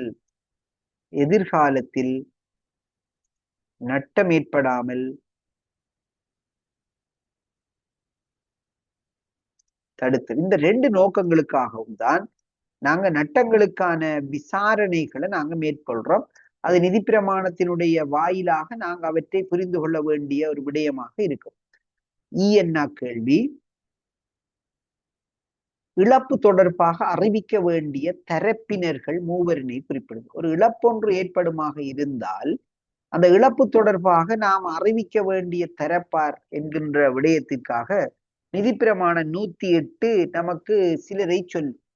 நிதி பிரமாணம் 108 சொல்ல வருகின்ற செய்தி நட்டங்களை கையாள்கின்ற அதிகாரிகள் என்று அதுக்கு பெயர் வைக்கும். நட்டங்களை கையாள்ற அதிகாரி என்றால் நட்டங்கள் ஒன்று ஏற்பட்டவுடன் நாம் அந்த நட்டம் தொடர்பாக யார் யாருக்கெல்லாம் அறிவிக்க வேண்டுமோ அவங்கதான் நட்டங்களை கையாள்கின்ற அதிகாரிகளாக நாங்க பார்ப்போம். அந்த வரிசையில் ஒவ்வொரு திணைக்களத்தினுடைய தலைவராகிய கணக்கீட்டு உத்தியோகத்தர் நட்டங்களை கையாள்கின்ற ஒரு அதிகாரியாக காணப்படுவார். அதுபோல அமைச்சின் செயலாளராக இருக்கக்கூடிய அமைச்சின் செயலாளரும் நட்டங்களை கையாள்கின்ற ஒரு அதிகாரியாக நமக்கு காணப்படுவார். அதுபோல அமைச்சின் செயலாளர் அல்லாத பிரதான கணக்கீட்டு உத்தியோகத்தர் இருக்காங்க, அவங்களும் நட்டங்களை கையாள்கின்ற அதிகாரியாக இருப்பார். அது யாரு? அமைச்சின் செயலாளர்னா உங்களுக்கு தெரியும், 25 அமைச்சு இப்போ இருக்குது. 25 அமைச்சுக்கும் 25 செயலாளர்கள் இருப்பாங்க. அவங்களுக்கு அமைச்சின் செயலாளரான பிரதான கணக்கீட்டு உத்தியோகத்தர். அமைச்சின் செயலாளர் அல்லாத பிரதான கணக்கீட்டு உத்தியோகத்தர் என்று சொன்னா அரசியலமைப்பு சட்டம் 54 அதனுடைய பிரிவு 7 கீழ் ஸ்தாபிக்கப்பட்டதான அமைப்புகள், திணைக்களங்கள். உதாரணத்துக்கு நாம சொல்லலாம் கணக்காய்வு திணைக்களம். கணக்காய்வு திணைக்களத்துக்கு கணக்காய்வு அமைச்சர் என்றால வைக்க இல்லாதானே, சுயாதீனம் இல்லா போயிடும். தேர்தல் திணைக்களத்திற்கு தேர்தல் அமைச்சர் என்றால வைக்க இல்லாதானே, சுயாதீனமற்று போயிடும். இப்படியாக அது மாதிரி பாராளுமன்ற அலுவலகம் திணைக்களம், இப்படியான ஒம்புட்ஸ்மேன் அலுவலகம், எதிர்கட்சி அலுவலகம், இப்படியானவற்றுக்கு அமைச்சர் ஒன்றை நியமிக்கதில்லை. எனவே இப்படியான அலுவலகங்கள் சம்பந்தமாக எப்படி கடமையாற்ற வேண்டும் என்பது அரசியலமைப்பு சட்டத்திலே தனியாக சொல்லப்படுகின்றதான ஒரு அம்சம். அப்படியான திணைக்களங்களிலே கடமையாற்றுகின்ற அந்த ஸ்தாபனத்தினுடைய அந்த திணைக்களத்தினுடைய பிரதானிக்கு நாங்க சொல்லுவோம் அவர்தான் செயலாளரும், அவர்தான் கணக்கீட்டு உத்தியோகத்தரும், அவர்தான் திணைக்கள பணிப்பாளரும், அவர்தான் அமைச்சின் செயலாளர் அல்லாத பிரதான, அவங்க அமைச்சில்ல தானே, அப்ப அவரை நாம சொல்லுவோம் அமைச்சின் செயலாளர் அல்லாத பிரதான கணக்கீட்டு உத்தியோகத்தர் நாம சொல்லுவோம். அப்ப நாங்க கணக்கீட்டு உத்தியோகத்தர்கள், அமைச்சின் செயலாளர் ஆன பிரதான கணக்கீட்டு உத்தியோகத்தர்கள், அமைச்சின் செயலாளர் அல்லாத பிரதான கணக்கீட்டு உத்தியோகத்தர்கள் என்கின்ற விடயங்களுக்கு மேலதிகமாக எப்போதெல்லாம் அமைச்சின் செயலாளரால் ஒரு நட்டம் கையாள முடியாமல் போகுமோ அப்போதெல்லாம் திரைசேரியிலே காணப்படுகின்ற பொது நிதி திணைக்களத்தினுடைய பணிப்பாளர் அதிபதிக்கு அத்தகைய நட்டங்களை கையாளக்கூடிய அதிகாரம் சென்றடையும். அப்ப மொத்தத்திலே நட்டங்களை கையாளக்கூடிய அதிகாரிகளாக நாங்க 4 பேரை பெயரிடுவோம். ஒருவர் கணக்கீட்டு உத்தியோகத்தர், இரண்டாமவர் அமைச்சின் செயலாளர் அல்லாத பிரதான கணக்கீட்டு உத்தியோகத்தர், மூன்றாமவர் அமைச்சின் செயலாளரான பிரதான கணக்கீட்டு உத்தியோகத்தர், நான்காவது பொது நிதி திணைக்கள பணிப்பாளர் நாயகம் அல்லது அதிபதி என்று நாம சொல்ல போறோம். அப்ப நட்டங்களை கையாளக்கூடிய அதிகாரிகள் ஒன்று கணக்கீட்டு உத்தியோகத்தர், கணக்கீட்டு உத்தியோகத்தர் அவர் நட்டங்களை கையாள்வார். 2 பிரதான கணக்கீட்டு உத்தியோகத்தர், பிரதான கணக்கீட்டு உத்தியோகத்தர் அவர் நட்டங்களை கையாள்வார். அதுபோல இதுக்கு நாம சொல்லணும் அமைச்சின் அந்த சொல் வர வேணும். அமைச்சின் செயலாளரான பிரதான கணக்கீட்டு உத்தியோகத்தர். மூன்றாவது நாம சொல்ல வேணும் அமைச்சின் செயலாளர் அல்லாத, அமைச்சின் செயலாளர் அல்லாத பிரதான கணக்கீட்டு உத்தியோகத்தர். நான்காவது சொல்ல போறோம் பொது நிதி திணைக்கள பணிப்பாளர் அதிபதி, பொது நிதி திணைக்கள பணிப்பாளர் அதிபதி. சில வேளைகள்ல நமக்கு ஒரு நட்டத்தினுடைய பெருமானம் 7,50,000 ரூபாய்க்கு மேற்பட்டால் அதை அமைச்சின் செயலாளரோ அல்லது அமைச்சின் செயலாளர் இல்லாத பிரதான கணக்கீட்டு கையாளலாம் என்றிருந்தாலும் அவை கட்டாயமாக பொது நிதி திணைக்கள பணிப்பாளருக்கு அறிவித்தே ஆக வேண்டும் என்பது 2024 ஆண்டு மே மாதம் 29ஆம் தேதி இந்த கணக்கீட்டு நியமத்துக்கு கொண்டு வரப்பட்ட திருத்தம் நமக்கு சொல்லுது. அப்ப நாம இப்ப பழைய எஃப்ஆர் புத்தகத்துல இந்த விடயம் சொல்லப்பட்டாலும் பெருமானங்கள் மாற்றப்பட்டிருக்கின்றன. அந்த விடயத்துக்காக நாங்க இதே கேள்விய தொடர்ச்சியா நாங்க அந்த விஷயம் கேள்வியில வருது. அப்ப நாம அதை பார்த்துக்கொள்ளலாம். ஆக மொத்தத்துல நட்டங்களை கையாளக்கூடிய அதிகாரிகளாக நாங்க 4 தரப்பினரை பெயரிட்டு இருக்கோம். அது 3ஆவதுல என்ன 4ஆம் கேள்வியில ஆனா பகுதிக்குள்ள அங்க நுழைய போறோம். அதுதான் அறிவிக்க தேவையற்ற இழப்புகள் 4 குறிப்பிடுக. இப்ப அறிவிக்க தேவையற்ற இழப்பு என்கின்ற விஷயம் 4ஆம் கேள்வியின் ஆனா பகுதி. இதுக்கு இன்சாத் சார் கவனம் செலுத்த வேண்டுமே என்றால் ஏற்கனவே இருக்கின்ற விடயங்கள் இப்ப இந்த 2024ஆம் ஆண்டுக்கு பிறகு மாற்றம் செய்யப்பட்டுட்டது, பெருமான மாற்றங்கள். அதனால இந்த கேள்விக்கு இப்ப நான் சொல்ற விடயத்தை நீங்க எடுத்துக்கொள்ள வேணும். அங்க பழைய புத்தகங்கள் இருக்கக்கூடிய விடை பொருத்தம் ஆகாது.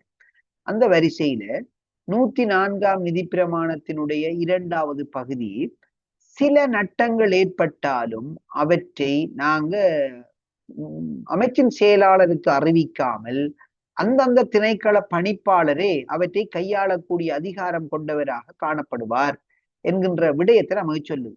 அதை நாம சொல்றோம் இழப்புகளை அறிவித்தல் என்கின்ற அம்சத்துக்கு கீழே அறிவிக்க தேவையற்ற விடயங்களாக நாங்க பார்க்கிறோம். அதாவது இழப்புல நாம எதை அறிவிக்க வேணும் என்று சொன்னா 7,50,000 ரூபாய்க்கு மேல் ஒரு நட்டம் ஒன்று ஏற்பட்டால் அந்த நட்டங்களை நிதிப்பிரமாண 105(1) படி அதை நாம கட்டாயம் திரைசேனுடைய பொது நிதி திணைக்கள பணிப்பாளருக்கு ஒரு பிரதி அனுப்போம், நாம கணக்காய்வாளர் அதிபதிக்கு அறிவித்து அது நடவடிக்கை எடுத்தாலும் எடுக்காவிட்டாலும் அறவிட்டாலும் அறவிடப்படாவிட்டாலும் அந்த விஷயம் சொல்லணும். அப்ப அதுல பழைய பெருமானம் 5 லட்சம் இருந்தது. அது 2024ஆம் ஆண்டு மே மாதம் 29ஆம் தேதியோட 7,50,000 ரூபாவாக மாற்றம் செய்யப்பட்டுட்டது. அப்படியானவை தவிர்ந்த நான் என்ன சொல்ல போகின்ற 4 விடயங்கள் நமக்கு ஏற்பட்டாலும் அவற்றை நாங்க அறிவிக்க தேவையில்லை, அந்தந்த திணைக்கள பணிப்பாளரை பார்த்து கொள்ளலாம். அந்த விஷயத்துல நாம் ஒன்று சொல்ல போறோம் அறிவிக்க தேவையற்ற நட்டங்கள். அறிவிக்க தேவையற்ற நட்டங்கள் அப்படின்னு அர்த்தம் இது நட்டம் தான், அது நடவடிக்கை எடுப்பம் தான்.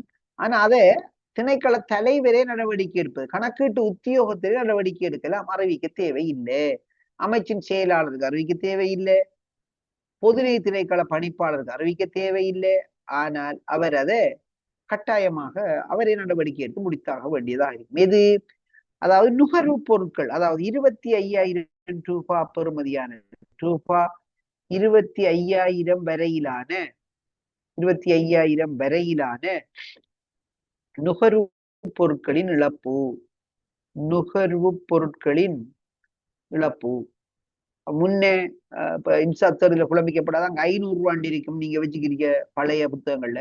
ஆனா இப்ப 2024ஆம் ஆண்டு பிறகு அது 25,000 மாற்றம் செய்யப்பட்டிருக்கிறது. ஒரு 25,000 ரூபாய் வரையிலான நுகர்வு பொருள், ஒரு ஸ்டேஷனரி, அப்படியான ஒரு பொருள் இழந்துட்டு சொன்னா நடவடிக்கை எடுப்போம். ஆனால் அந்த விடயத்தை நாங்க அறிவிக்க தேவையில்லை அப்படின்னு நம்ம சொல்றோம். அது போல ரூபாய் 25,000க்கு மேற்படாத ரூபாய் 25,000க்கு மேற்படாத காசு குறைவு, 25,000க்கு மேற்படாத 25,000 வரையிலான காசு குறைவு ஏற்பட்டு அதை உரியவர் ஈடு செஞ்சுட்டார். ஒரு காசு இப்ப ஷ்ராஃப் எடுத்துக்கொண்டீங்கன்னா அலுவலகங்கள் கூடிய ஷ்ராஃப் அவர்கிட்ட கொடுத்த காசு 25,000 ரூபாய் குறைஞ்சிட்டது, 25,000 ரூபாய்க்கு உட்பட்ட பெறுமதி, அவரை காசை கொண்டு வந்து போட்டுட்டாருன்னு சொன்னா நாம அதை அறிவிக்க தேவையில்லை. மாறாக ஒரு 30,000 ரூபாய் காசு குறைஞ்சு அவரே போட்டுட்டாருன்னு வச்சுக்கொள்ளுங்க, அப்ப அறிவிக்க வேணும், கவனம் எடுத்துக்கொள்ளணும். அப்ப 25,000 ரூபாய்க்கு மேற்படாத காசு குறைவு உரியவரால் ஈடு செய்யப்படும் பொழுது அப்ப நாம இதை அறிவிக்க தேவையில்லை அப்படி சொல்றோம், நாமளே நடவடிக்கை எடுத்துக்கொள்ளலாம். அது போல மூன்றாவது சொல்ல போறோம், அலுவலகங்களை 2ஆக பிரிக்க போறோம். சில அலுவலகங்கள் அதிகளவான பண பெருமானங்களை கொடுக்கல் வாங்கல ஈடுபடுத்தி கொண்டிருக்கும். அது பணமாக இருக்கலாம் அல்லது பயணச்சீட்டுகளாக இருக்கலாம். இப்போ போக்குவரத்து சிடிபி கம்பெனி எடுத்தோம்னா பயணச்சீட்டுகள் இருக்குது, அல்லது முத்திரைகள், போஸ்ட் ஆபீஸ் எடுத்தோம்னா முத்திரைகளாக இருக்கலாம்.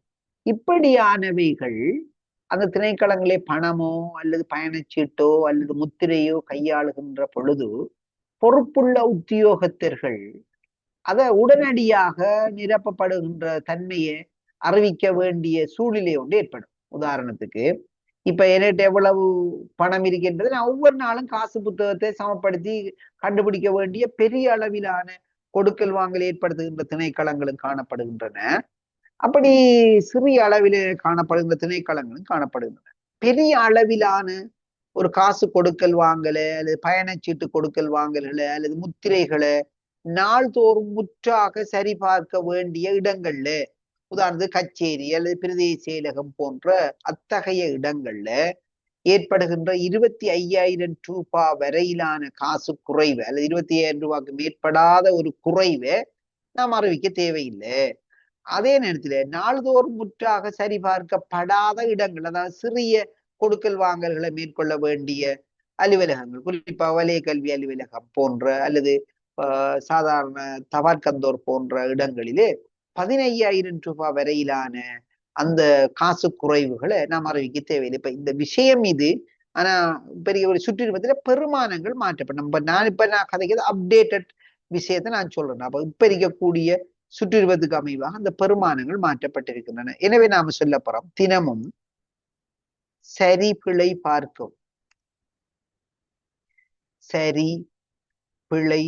பார்க்கும்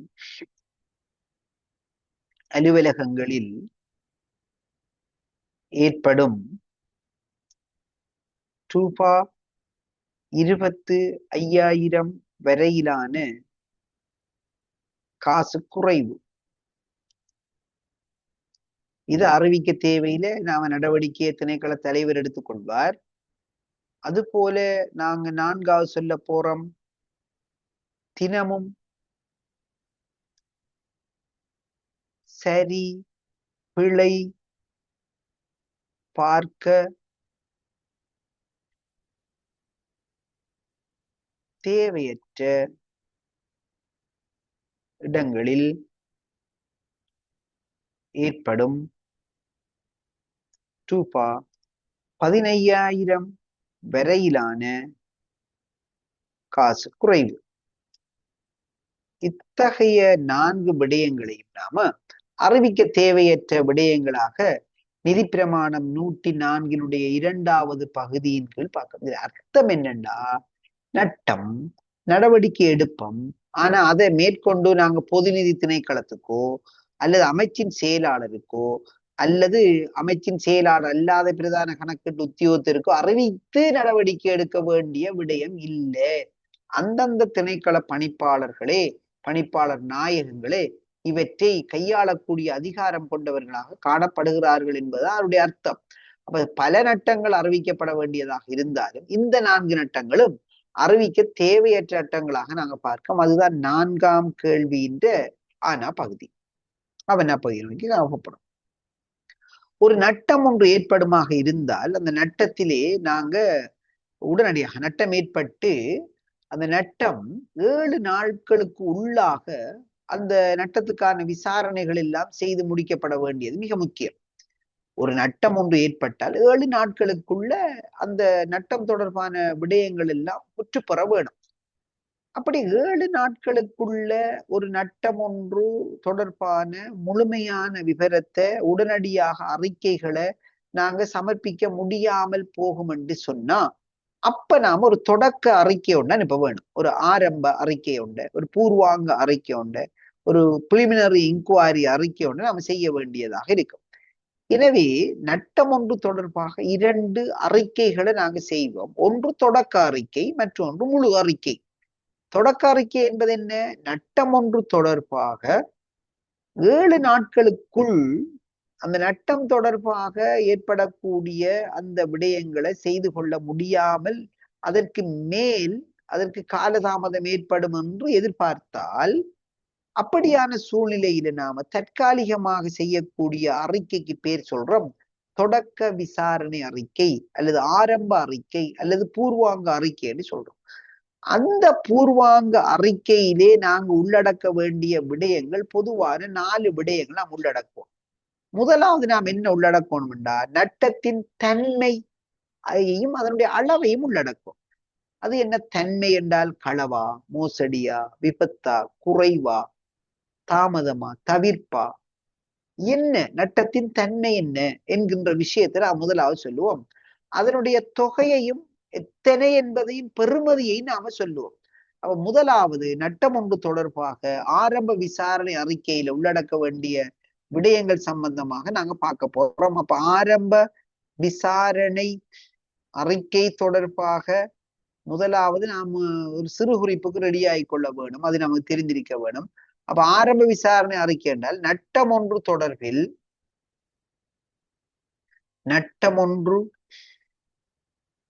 தொடர்பில் முழுமையான அறிக்கையை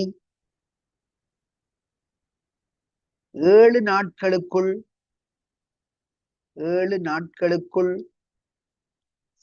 சமர்ப்பிக்க முடியாத போது தற்காலிகமாக அனுப்பும் அறிக்கை இதுவாகும்.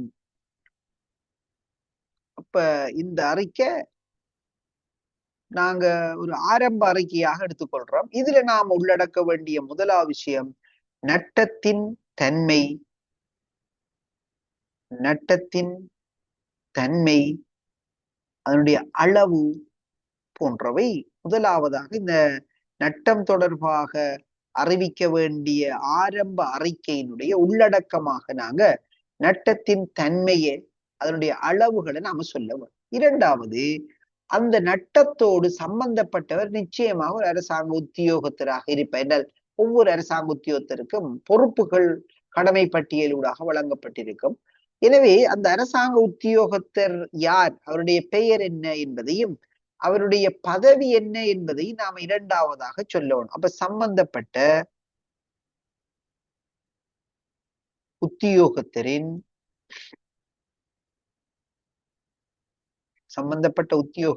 பெயரும் பதவி பதவி பெயரை சொல்ல நோக்கம் என்னன்னா, விசாரணை அதிகாரிகளை நியமிக்க வேணும். அப்ப யார் யார் எந்தெந்த பதவி என்றது சொன்னா அதுக்கு மேலுள்ள ஒரு அதிகாரியத்தான் விசாரணை அதிகாரிகளாக நியமிப்பாங்க. விசாரணை அதிகாரிகளை கீழிலே உத்தியோகத்தர்களை நியமித்தால் விசாரணைகளை முறையாக முன்கொண்டு செல்ல முடியாமல் போகும் என்பதனால இந்த ஆரம்ப விசாரணை அறிக்கையிலே அந்த இழப்பு தொடர்பான சம்பந்தப்பட்ட உத்தியோகத்தருடைய பெயரையும் பதவி பெயரையும் நாம உள்ளடக்க வேண்டியதாக இருக்கும். அதுக்கு பிறகு இந்த நட்டம் ஒன்று ஏற்பட்டதுக்கு பிறகு இந்த வட்டத்துக்காக விசாரணைகளை நாங்க செய்து கொண்டிருப்பாங்க. ஒன்றில் போலீஸ் விசாரணைகள் இடம்பெறலாம் அல்லது திணைக்களத்திலே விசாரணைகள் இடம்பெற்றுக் கொண்டிருக்கலாம். அப்படி நடாத்தப்படுகின்ற விசாரணையினுடைய போக்கு என்ன என்பது பற்றியும் அதற்கு கிடைத்திருக்கக்கூடிய ஆதாரங்கள் அல்லது எவிடன்ஸ் ஆவணங்கள் என்ன என்கின்ற விடயத்தையும் நாங்க அந்த நட்டங்கள் தொடர்பான பதிவு ஆரம்ப விசாரணை அறிக்கையிலே சொல்ல வேண்டியதாக இருக்கும். ஒரு 1 செகண்ட், நான் ஒரு ஜூம் கிளாஸ் எடுக்க மாதிரி அப்புறம் எடுக்கணும். எனவே நட்டம் ஒன்று தொடர்பாக நடாத்தப்படுகின்ற விசாரணையினுடைய போக்குகளை சொல்ல வேணும். அப்ப விசாரணையின் போக்கும் கிடைக்கப்பெற்றுள்ள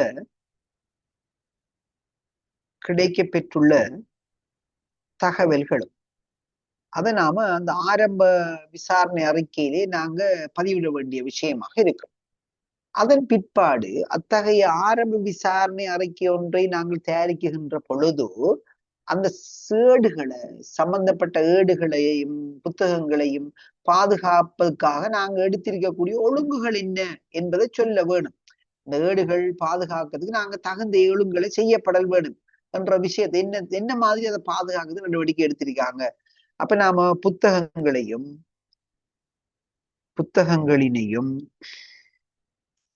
ஆவணங்களினையும் பாதுகாப்பதற்கு எடுக்கப்பட்டுள்ள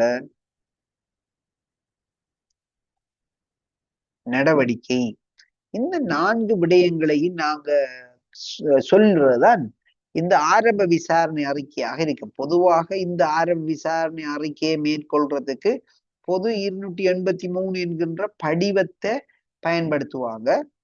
அந்த படிவத்திலே இந்த விடயங்கள் இருக்கும், சொல்லப்பட்ட விடயங்கள் இருக்கும்.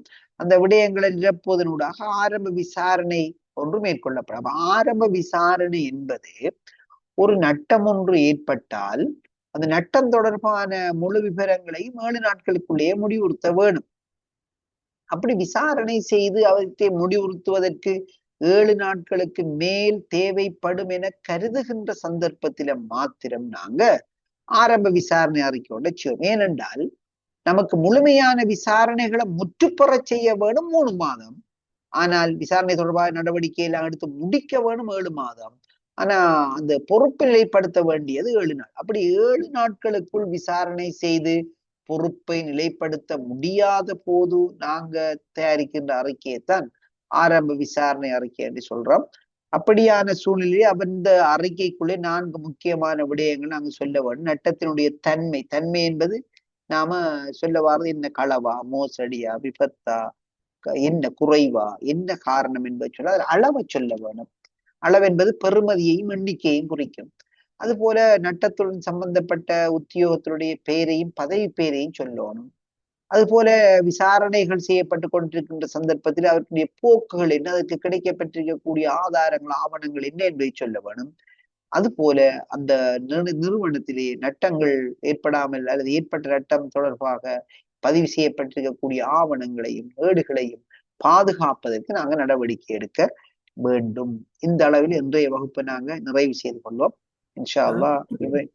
சார், எக்ஸ்கியூஸ் மீ சார், அந்த எஃப்ஆர்ல வந்து இந்த இங்கிலீஷ் இதில் நான் பார்த்து கொண்டிருக்கிறேன் அதில் கோஸையும் சொல்லணும், காரணத்தையும் சொல்லணும் போட்டிருக்கிறாங்க. நட்டத்துக்கான காரணம் சொல்லணும். சரி, தேங்க்யூ சார். Okay, okay. அப்ப இப்படியான இந்த விடயங்கள தொடர்ச்சி இன்ஷா அல்லாஹ் நாம மற்றொரு வகுப்பில கலந்து பேசிக்கொள்வோம். அதுவரை அன்றில் தட் அனைவருக்கும் அன்பின் பணிவு. அஸ்ஸலாமு அலைக்கும். வணக்கம். Thank you, sir. Thank you, sir.